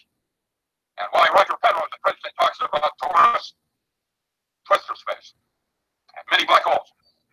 And Doctor, I wanted to ask you, when they did this experiment with the LSD, do you believe that what you were seeing, do you think those other dimensions and all those doors and all those things, were they real? Or they not be? What you're doing, just FYI, is the LSD, lysergic acid diethylamide, is a toxin. And when you put that in your body, 200 mics, the body freaks out, goes, you know, and it creates its own kind, jumpstarts the brain's production. That LSD is broken down into the salt and into the urine within 20 minutes. And the 20 hours of hallucination are from your own body chemistry. And guess what? That particular one, lysergic acid, that neurotransmitter, you know what that one's for? The aha, when you connect one dot to another. Just like the dimethyltryptamine, you feel each one of these neurotransmitters when they're released. They have a unique signature that you can generate these on your mind's eye intent. And once you start to practice that, there is no need for external toxins that jumpstart your brain. The brain is already wanting to do it. Yeah. Now you have the next stage in the development of consciousness, the evolution of your conscious awareness. And let me tell you this, conscious state that we're in right now, that's not real. That is more of a dream. It's certain dreams that you do at night. When you go back home to the multiverse, just like when you die. And when you astral project, when you soul travel with Shabbat, sound correct? When you have a near-death experience, you go home for a moment. And that's why my teacher, Sharon Singh, wrote a book called Die to Live. It's the little death meditation. ego become its real size in the scheme of things. If you don't get rid of ego, it just is so insignificant compared to the rest of the stuff. It is a survival coefficient tool, just like paranoia and tweaking. All of these are tools in a toolbox, just like a Ford hammer is different than a Vulpine hammer and a rubber mallet. They're all hammers to do specific things. And what we're trying to do now, I'm going to say skip that because it wants to close you down right now. Otherwise, can you believe that? Not the tools are trying to close down this conversation. That's AI. Listen with me. Gosh, you gotta love it. You know, like I'm going to go for it. It's called irritation coefficient. And when it reaches a certain level, you have crowd dispersal. That's what we use microwave for. Heat up the metal in your teeth. Hey, I got some questions here. I've seen it all. I can't believe it. I'm not going for it. I got some questions for you. I got some questions for me. Buy my books, but more than buy them, read them. Write your own books. And take my work and go further with it in the advancement of man. That's what I'm asking. I want to see that. Teach your children well. These kids are really smart, and they have absolutely no direction now. I know. I wouldn't want to be a kid now. I mean, can you imagine? I don't want to even think about it. It's so terrible. And when I looked at Alicia, he was 23 years old. He was gifted. He had just graduated from Reed College, and he was slashed in the neck by a racist while Alicia was, as a hero, trying to protect that young woman with a veil across her face because she was a Muslim. They were both coming home from school. And that guy bragged about it. What's wrong with America? What's wrong with our news? And the way it's reporting these kinds of things to instill and incite riot. And somebody's got to start saying something about it. It's watch what the Washington Post is going to try to do as a Republican tool against Trump. How about I dare you? Whatever happened to Watergate and the types of reporting where you went after somebody and you tried to really do the truth? What happened to real news reporting? Yeah, exactly. Yeah, it's died, unfortunately. Well, somebody's got to start saying something. And when I do Vincent last week, when I did Vincent, and I had more listeners than Rush Limbaugh and the next 5 people down below him. Because we're starting to talk about the things that are important that each one of you listening to me right now knows exactly what I'm talking about. And it isn't, I can't do it. I'm too old. I'm 73 years old. I'm supposed to be out there having a fun time traveling and everything, and I have to work for a living. Not only that, my real joy is in writing, and I've got some more books in mind. Just right now, I'm about to release 15 audiobooks on courses I taught at Harvard as graduate level texts on metaphysics, meta meaning beyond. And each one of those books is 9 2-hour classes audio of me lecturing and questions, responding to questions with download libraries of the rare books I mentioned or referenced. And I did that from 1990 to 2001. And Mac took Meta 3, I think it was in 1992, John Mack, and then started his alien abduction studies. Because there is absolutely no question something else is going on. The way I told Mac, as a student, he was a student, I said to him, you're not going to be able to do these studies to prove the existence of God. But what you can do is treat the trauma that these people have experienced, whether real or assumed. It doesn't matter. They've got trauma. It doesn't matter if it's a real trauma or it's archetypal or whatever it is.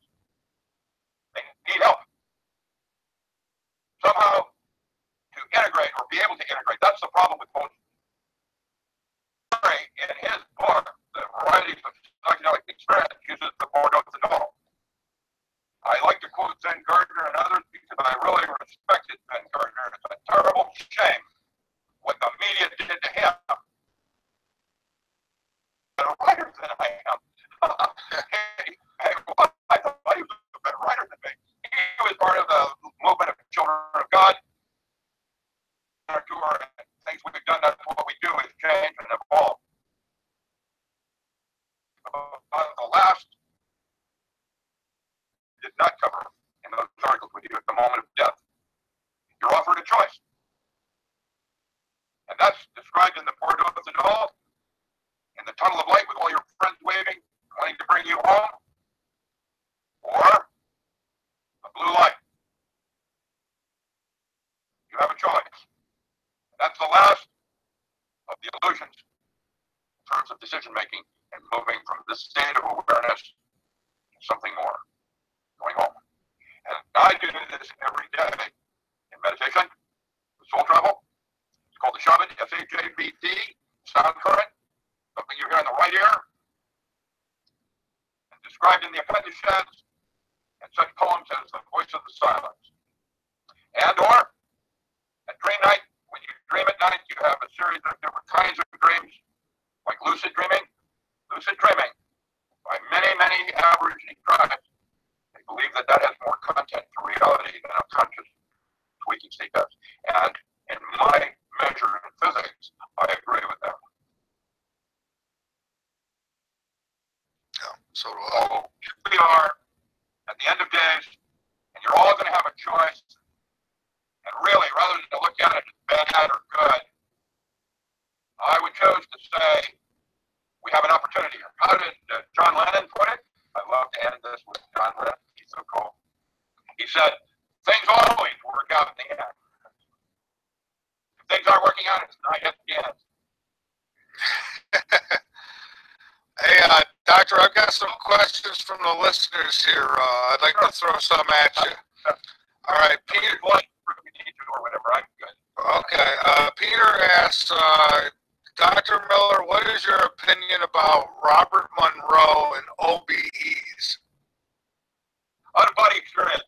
Robert Monroe formed out of Berkeley, area of the Nectar, forming the Monroe Institute, and started HemiSync, which is frequency following function, a technique described as one of the protocols I use to train sales and restructuring the brain. His work is monumental, like Carrington, was before Monroe and others. And yes, we astral project. I would like to finalize that answer. So I really think Robert Monroe was an important contribution in the studies of the mind. I think that his work is monumental. He used HemiSync, or frequency following function, which is brain entrainment, and a way to reset the brain. And you can have the brain of a 30-year meditator in less than 2 years. But shortcuts to grandma's house, there are big wolves that need to trim the driveway. That means you have to go back like biofeedback and reinforce your memory on it. Learning how to meditate by training the mind over a 30-year period is quite, and Persinger does studies on that up in Ottawa. That's quite different than just saying, "Toy, get there quick." Which is what I did. Okay. All right. The next question here. What are your guest thoughts on chemtrails? Which ones? There are so many different kinds that I am completely lost. How about the one they did to reach for last year with lithium to see if they could lock down a small city? Wow. I think all your recycled cans of alcohol are being given back to you, and here you free. What's it for? Good luck with that answer. I know that down here in Southern Oregon, the aircraft that are currently in our friendly skies come out of Chilliwack, Canada. They're unmarked white planes with UN flyers, mostly, I don't even know what kind of person you would hire to want to do something like that didn't care about what he was doing. I would wonder what the wife might think when he goes home at night after he flew, and they turn around down in the Klamath Falls, and then go back up to Chilliwack to get reset with more crap. I don't know. It is a disgust, and the fact that we have not been given disclosure means it's nefarious. That's right. I agree. All right. Here's another question from Finland. Can Richard, he says, greetings from Finland. Can Richard tell the study about water that he did with heparin? That's a Finnish physicist. No, I didn't do the study. Alex Tavarainen is a Finnish physicist. He's dead now. That did all the mathematics for Juri Kolik and others out of Finland on the constructs of how structured water works. His student, Matti Pitkinen, is still alive and writing on that now. He's not the scientist that Alex was. He's right in there, though, with another Finnish physicist. You can find both of their works in a journal called A Merchant Mind Bulletin. It's a zine on the internet. The editor is Lian Sidorov, and she has now retired, basically to have children. And she's Russian. And my ex-wife, Iona, and I have articles in there. Alex has a number of articles. It's where he and Matti Pitkinen talked about the dangers of remote viewing to be distinguished from astral projection. Astral projection is a Shirley MacLaine out on a limb thing, where there's an astral cord connecting your body to this traveler, where the remote viewing is allowing a ghost from Mars, and you look through his eyes. And that means that something is changing you by looking at you. That's why there's danger there. It's PK phenomena, not ESP. Inside and outside the body, it's PK phenomena, remote viewing. So, and as a added slash that needs to be done, neither Tarek Puthoff, any of those showed up while I was at SRI up through 1981. I worked under Andrea Fioharich. People like Tiller and others were doing research for us at Stanford Research Institute. I did a China Lake. I ran the whole West Coast. So I was Patel, China Lake, Oregon. You know, I had projects going on all of them when I was Northwest Regional Director. That's under the guy who used for the Smoky Man in X-Files. That's true. Yeah. He was the real deal. Yeah, he who could sit in the same desk on Wisconsin Avenue in Washington, D.C. for 48 years?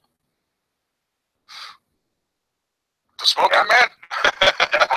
48 years. MRU, director of MRU. Yeah. It's not what it was. Charles Stone and some of the others running it now, but back then, it was the flag door. Whenever there was anything weird that nobody understood, they brought in 18. We never figured it out either, by the way. It still kill a lot of flies. But I've seen things that I have no idea what. But that's what kept me limber. We knew about aliens back then. We were more concerned with what the Russians were doing. That turns out to be a big hoax. But yeah, psychic discovery behind the Iron Curtain, that period. I'll tell you, Australia or shorter. The Russians were superstitious back then. They didn't have doctors. They had Kalugina, moving their hands, and get a magnet on the table. It was Prague that was moving most. And I had the great fortune of debriefing Dr. Milan Rezal when he defected, and I was in mission control with Ed Mitchell in 71 to do the ESP studies with James Erzak and others. Now, I'll tell you, there's more going on here than I understand. The Russians are now very solidly into it, but Prague, Czechoslovakia, was always ahead of everybody. That's how I remember.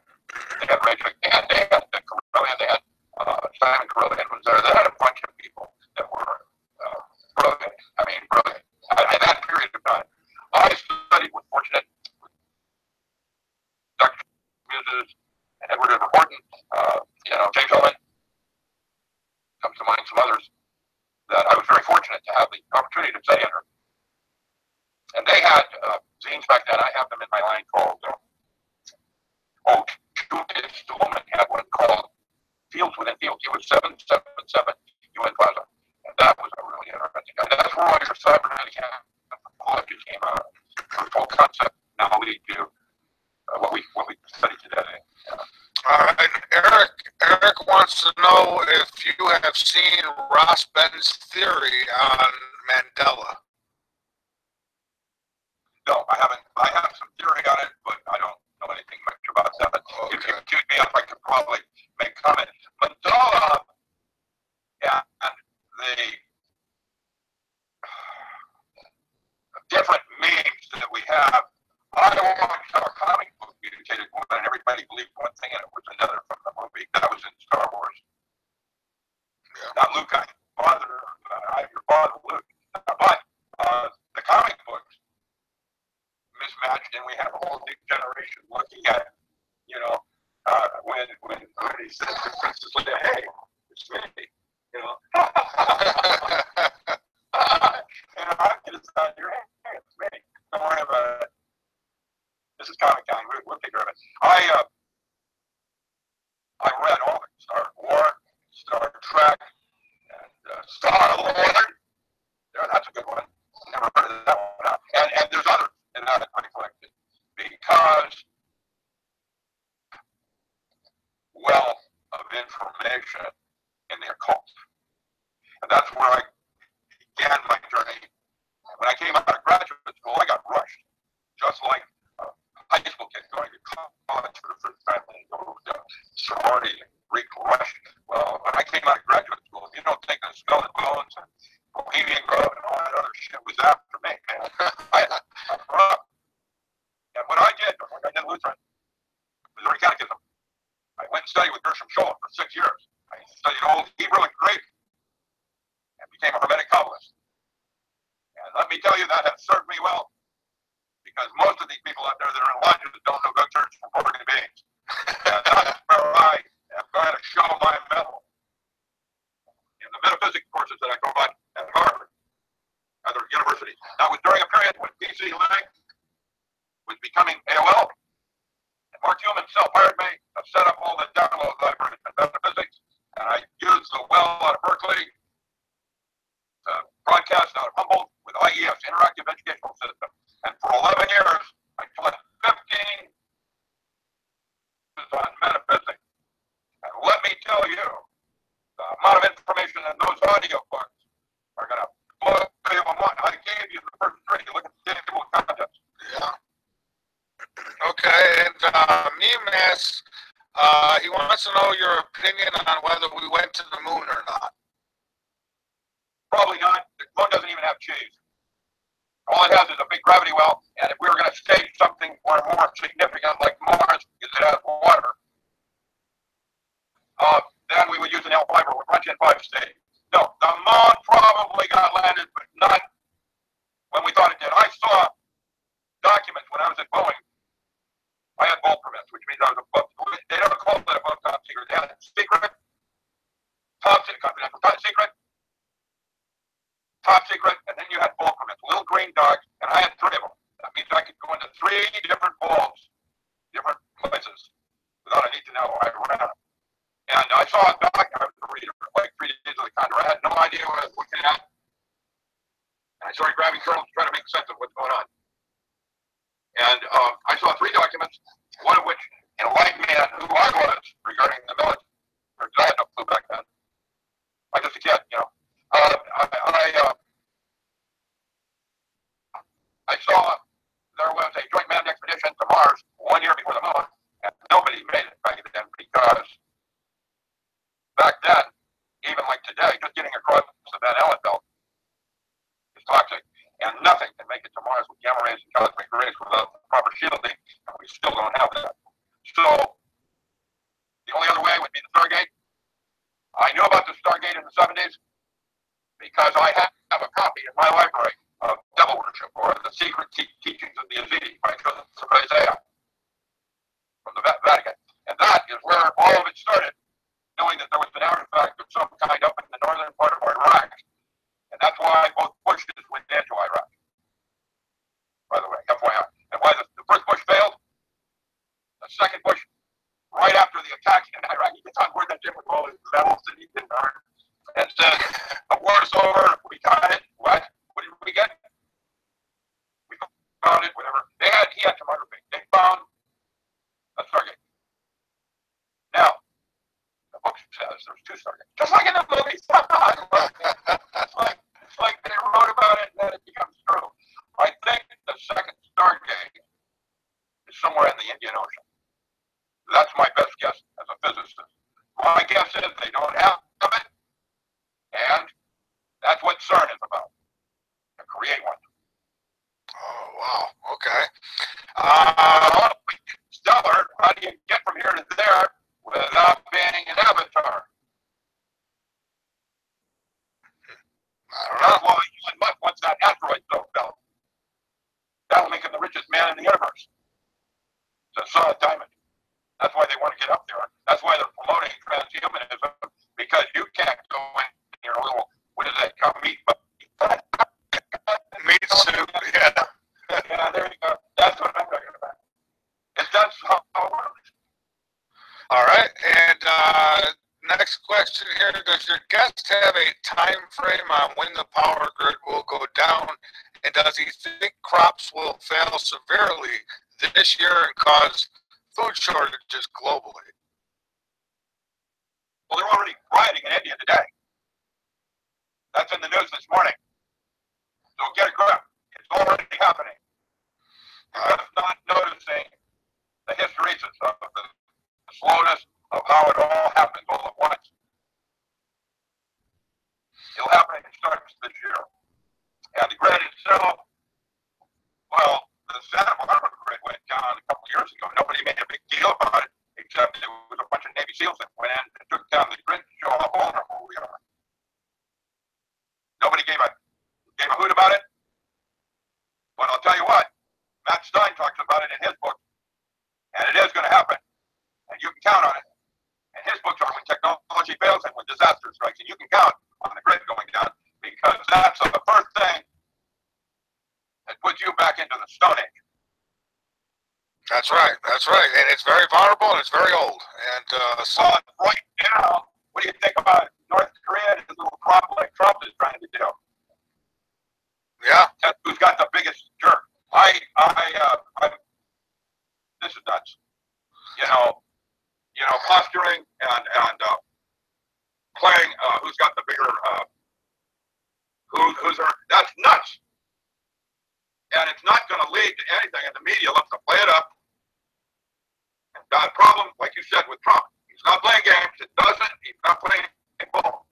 Now, that doesn't mean he's right. I have concerns about Trump big time, but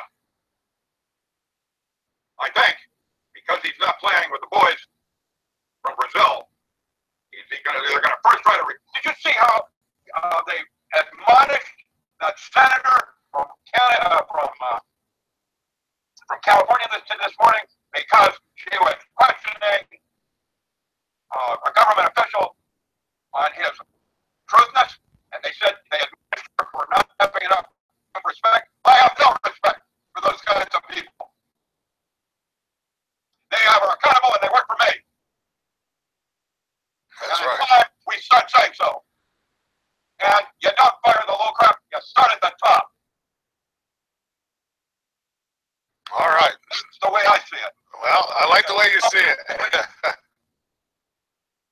Well, it's a bunch of BS with the Republicans and the Democrats victoring. And you know what? The way my text man says it, the Democrats and the Republicans are the two wings on a bird. Oh, they are. They're in bed together. And neither of them are right.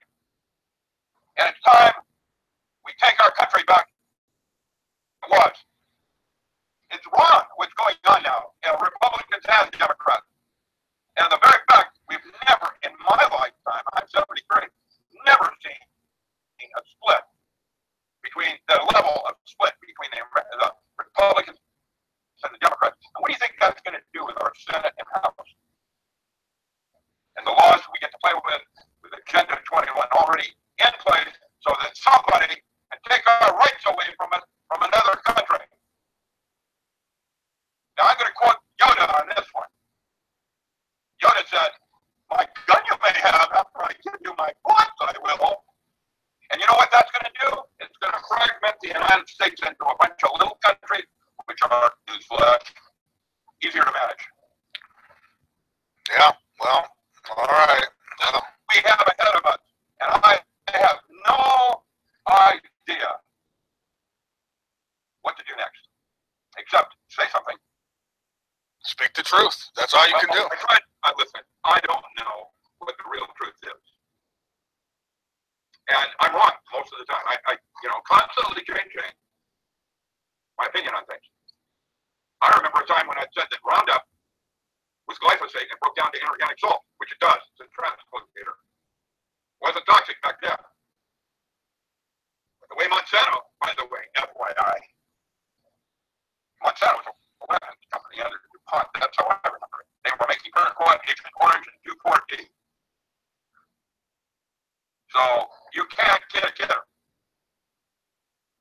All of this, including our foods, are weapons now. I know, it's all weaponized. All right. And you need to armor up, like I did with metaphysics. And I'm going to tackle them on another level of dimensions because that's what I can do. And I'm going to teach my children how to do it through comic books. Marvel actually wants to do it with your comics already. And my hook is going to be my hook is Storm and Norman Catwell, man. 460 pounds of steel. You can try to stab him with a knife. He's like my Sifu, John Leon out of Seattle. Shaolin Buddhist could stick a sword in his throat and bend the sword like forcing chi down to the skin. And that's what Storm and Norman is by definition. I've never seen anything like him. All right, let me give you the next question here. Deborah, she says, having experience with time travel, are you able to access the next incarnation? I'm trying to get off the rail, girl. I don't want to be here. This is craziness. Why would I want to come back here in the next incarnation? That's the whole purpose of getting off the wheel. Yes, you can too. You know, when you have 6 things that are laid in front of you, and you just instinctively say, that's important, that's your future talking to you. And it's done through the gut or the interior nervous system as a habitat of the whole series of entities going up and down in octaves so that you're able to somehow, as a unit, unique unit, I smell differently than you, even though I have candida. I smell under my armpits and all of that. Listen, we are habitats that are a reflection of something more going on. And each of us is unique. And the length, girth, and width of that constitutes the archetype of what man is and what he is not. And demons, therapy, is called projection of the shadow. A demon is a lesser dimension entity of you. It's the shadow. And was deemed in the old Sumerian text, which are the greater and lesser keys of Solomon, aspects of human nature that were deemed unworthy, like jealousy, rage, anger, lust. You get the idea. That's what Beelzebub was. Lust. These were unique parts of man that were deemed unworthy, and so they were called lesser entities of man, scalar of man, lesser dimension, shadow. It moves when you move. It's part of you. It is in reflection of something more than you, the sun. In that case, and an angel is going from the other direction and it's something more than you. You God's favorite, why they have all these movies about Michael and the war in God's heaven. Because we were God's favorite.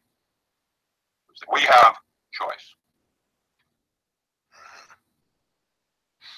All right, and let's take a call. We've got 850 area code in Florida. Welcome aboard. Who we got? This is Antoine. Can you hear me? Yes, I can. Welcome aboard, Antoine. And I had 2 questions. One was about the Hollow Earth. I'm really into that. And the dark side of the moon. Oh. And yeah, go ahead. Okay, Richard? Oh, you're one of those creepy guys with conspiracies that the Earth is flat and that there's something more going on with the fact that the moon is probably not natural, but an artificial body. Well, yes and no. I can, going with the fact that we now presume that the space is curved, I can... Well, he said the hollow Earth. Yeah, well, we're going to go there. Okay. I can prove that the Earth is flat by using certain assumed truths that are probably true, using certain mathematics. Now, in terms of the Earth being hollow, well, that would remind me of a comic strip called The Hole. What do you think? Yeah, it doesn't matter when you look at things from the inside or from the out. If you choose Can I say one thing? Yeah, go ahead. Can I say one thing? Yeah, I wanted to say that my theory on the hollow earth is called the big bell. You get earth is like a big bell, and you just tap it, hit Exactly. it. Exactly. That's another theory now that Sitchin and others have proposed. That basically, I can tell you, I've been under most Earth around the world, including Antarctica, and there's caverns there that are a mile high. It's like you're outside. Now, how does that work? Well, we've got a lot of miles, and it's crunchy, and so there's going to be caves and caverns and interconnections and who knows what. But it may be we'll find that space isn't real, in which case it isn't flat or curved or round. It's into the out of. That's a very cool science fiction story, by the way, by Alan D. Foster. And he wrote Outland. He wrote Star Wars. He lives in Ashland. Alan D. Foster, famous sci-fi writer. And he wrote one called Into the Out of. And there's where you might want to enjoy another journey into the possibilities of what the Earth is and what it is not. Now, Robert Forward has also written some science fiction on neutron star, where he talks about a life form that can only move in two directions because of the high gravitational field. In other words, it has limitations on what it can do and how quickly its consciousness evolves over that of man. And in the end of the book on that one, it goes to our sun and saves the Earth by fixing two black holes that are in the center of our sun that are going to cause it to go nova. I don't know what it all means in terms of hollow Earth, and I can tell you that our moon is not from our Earth, and I don't know where it came from, and there are some that suggest it's an artificial body, kind of like that the Guardian, which might or not be a spacecraft reject thing floating in orbit. Who knows? What I can tell you is that there are artifacts on the moon that Edgar Mitchell and others have discussed. As they saw them, didn't know what they were, and they could have been alien or from previous epoch, because, like I said, in previous history, man has that spaceplane. I don't know what the Romana is, and I don't know what the throne chariot of God is, but there it is in books. Well, what about the Bermuda Triangle? That is Captain Cathay and his work from the New Zealand Air Force in Harmonic 33 and Harmonic 697 and some other books he's written. What he did essentially, also, is that he normalized all the different forces at that point around the Earth. Some, like, I can tell you what the Oregon vortex is in a minute. I'll tell you what that is, because I visited that one. But the Bermuda Triangle might be a place where all electromagnetic fields are normalized into zero, because it goes this way and that one goes that way. And if you don't have coherent light, what happens to the hologram using the little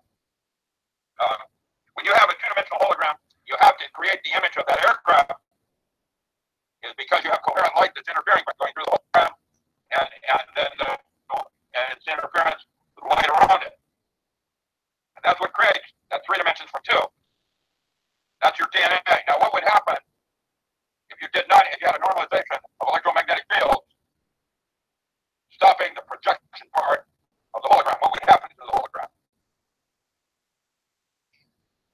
And what happened to the aircraft? Well, they're there, but you can't see them because they're not in that dimension anymore. Now, the Oregon vortex, that was when I got to vet by using an interferometer at 40,000 feet. And it was bending light at 40,000 feet. There's only one thing in the universe I know of that will bend light that much. That's a mini black hole. Don't know what ley lines are, and I don't know what fault lines are in terms of why technologies use things that we don't use in our physics today, in terms of why we put all the churches in that direction and so on. But it might be anomalies in the Earth that are related to your so-called hollow Earth theory. This stuff in the Earth, I did some research on it, and it's called it's like solar minimum or something, and it's about magnetic engine.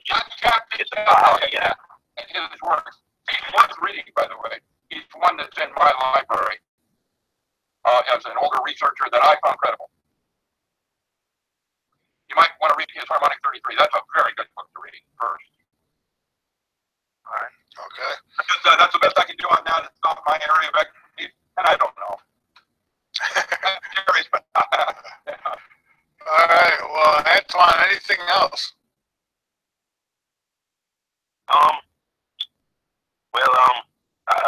Candy store. What do you want to know next? I don't know. Well, I actually like the moon and the hollow earth theory, so I came up with the Big Bell after getting a lot of info, and I was like, you know what? I think it's just a big old bell, and it's dark side of the moon. Studies, I'd be interested to review them. You'd be most welcome. Oh yeah. Oh yes. So give me your email if you want me to give you some items. I'll give you my email. No problem. Yeah, email me at mv@latenightinthe midlands.com, and I'll get it over to him. We'll get back in touch, and we'll see if I can sort out some of it. I'm going to tell you, I'm paying overwhelmed, and I went away, and I've got so much in me, and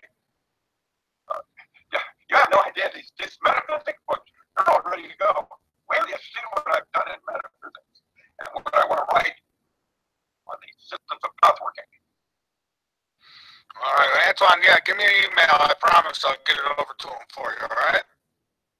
All right. All right, thanks for the call. Yeah, absolutely. Thank you. I can tell that's 3 hour difference. And what time is it now? 8:30, 9:30, 10:30, 11:30 at night. Let me give you a couple more questions, Doctor, and then I'll give you the floor to get out anything you want to hear. We've got Teresa, and she says, please ask the guest what happened to all those UN vehicles shipped over last year. You know anything about the UN vehicles? You mean the ones that are now in the various internment camps getting ready for who knows what? Those could be the ones. Yeah, those that's where they are. They're in various FEMA camps that are set up. Now, we've got 2 of them in the state of Oregon right now. All right, here's okay. And here's the big question now.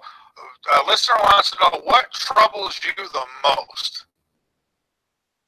Of everything going on, what troubles you the most? Rolling Stones put it. I can't get no satisfaction. Well, here we are. Days, and I don't know what's going on. So, what do you think that suggests? Well, not cool. And I'm supposed to be the guy. That's why they hired me. And now I'm here to tell you, I didn't think we've been invaded. You know, Fukushima and Chernobyl have a life form that's thriving right now called the black slime hole. And it's rising nuclear radiation. And there's a 100% death in orca babies this year. Orca is no longer producing young. Read it and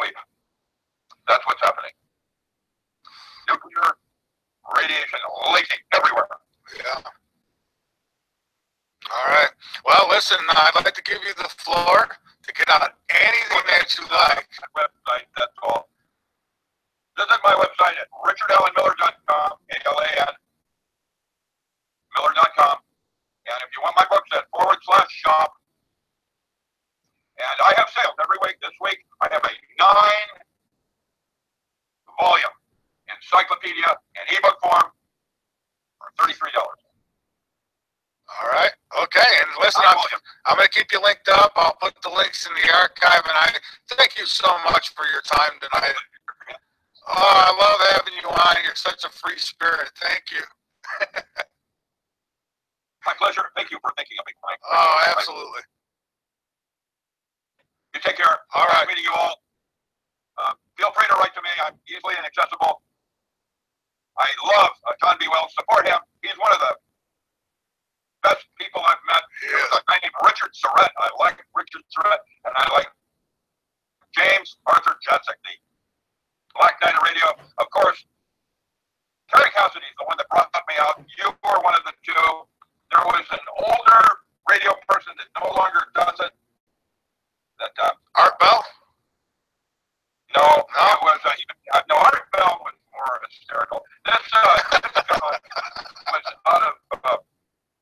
I can't think of his name. I'm losing my mind. You know that. If I get over. It sure don't seem like it. You've got a lot of knowledge, my friend. Yeah, but as I get older, it gets harder and harder. So, all right. All right. For having me. Yeah, thank you. Have a great night. All right. Bye-bye. All right, folks. There he goes, Dr. Richard Alan Miller. Boy, I love talking with him. He is full of surprises. I didn't expect the whole ball thing in the beginning, but hey, to each his own. See, I mean, all ages. And this is a very smart man. He knows how good that stuff is for you. Anyways, I mean, what a library of knowledge that man is. I mean, my God, you know, a smart host knows not to keep interrupting the guy. I'm learning. Just like the rest of you, I'm sitting back and he's expanded my mind tonight. I can say that. You know, we say one of the things we like to do here on Late Night in the Midlands is expand the mind. This guest, every time he comes on, he expands my mind. He sent me over some of his writings that are going to be coming out soon. And I'm reading it today, and I'll tell you what, my mind was just, it was just gone. I mean, just out there. He's just, I love the way he thinks. I love the work that he does. He is one of the real ones out there trying to get to the truth, and he'll tell you if he's made a mistake. He'll tell you if he doesn't know, but he'll also tell you what he thinks. And I'll tell you what, I love Dr. Richard Alan Miller, and looking forward to many more shows with him. Yeah, him and I, we've been doing this for a long time, and hopefully we'll keep doing it for a long time more. Folks, I'm going to take a break, and then when I come back, we'll finish up. Phone lines are still open if anyone wants to call in. I couldn't believe we weren't getting swamped with calls, but then I think most of you were just like me. I think you were just sitting back and absorbing all this. I just say, boy, you know, what a sense of humor, and just what a great show tonight. Folks, we'll be back. This is Late Night in the Midlands. I'm Michael Vera, and having a really good time here tonight on Late Night in the Midlands. That mind is just expanding, just like space. Just keeps expanding. We'll be back.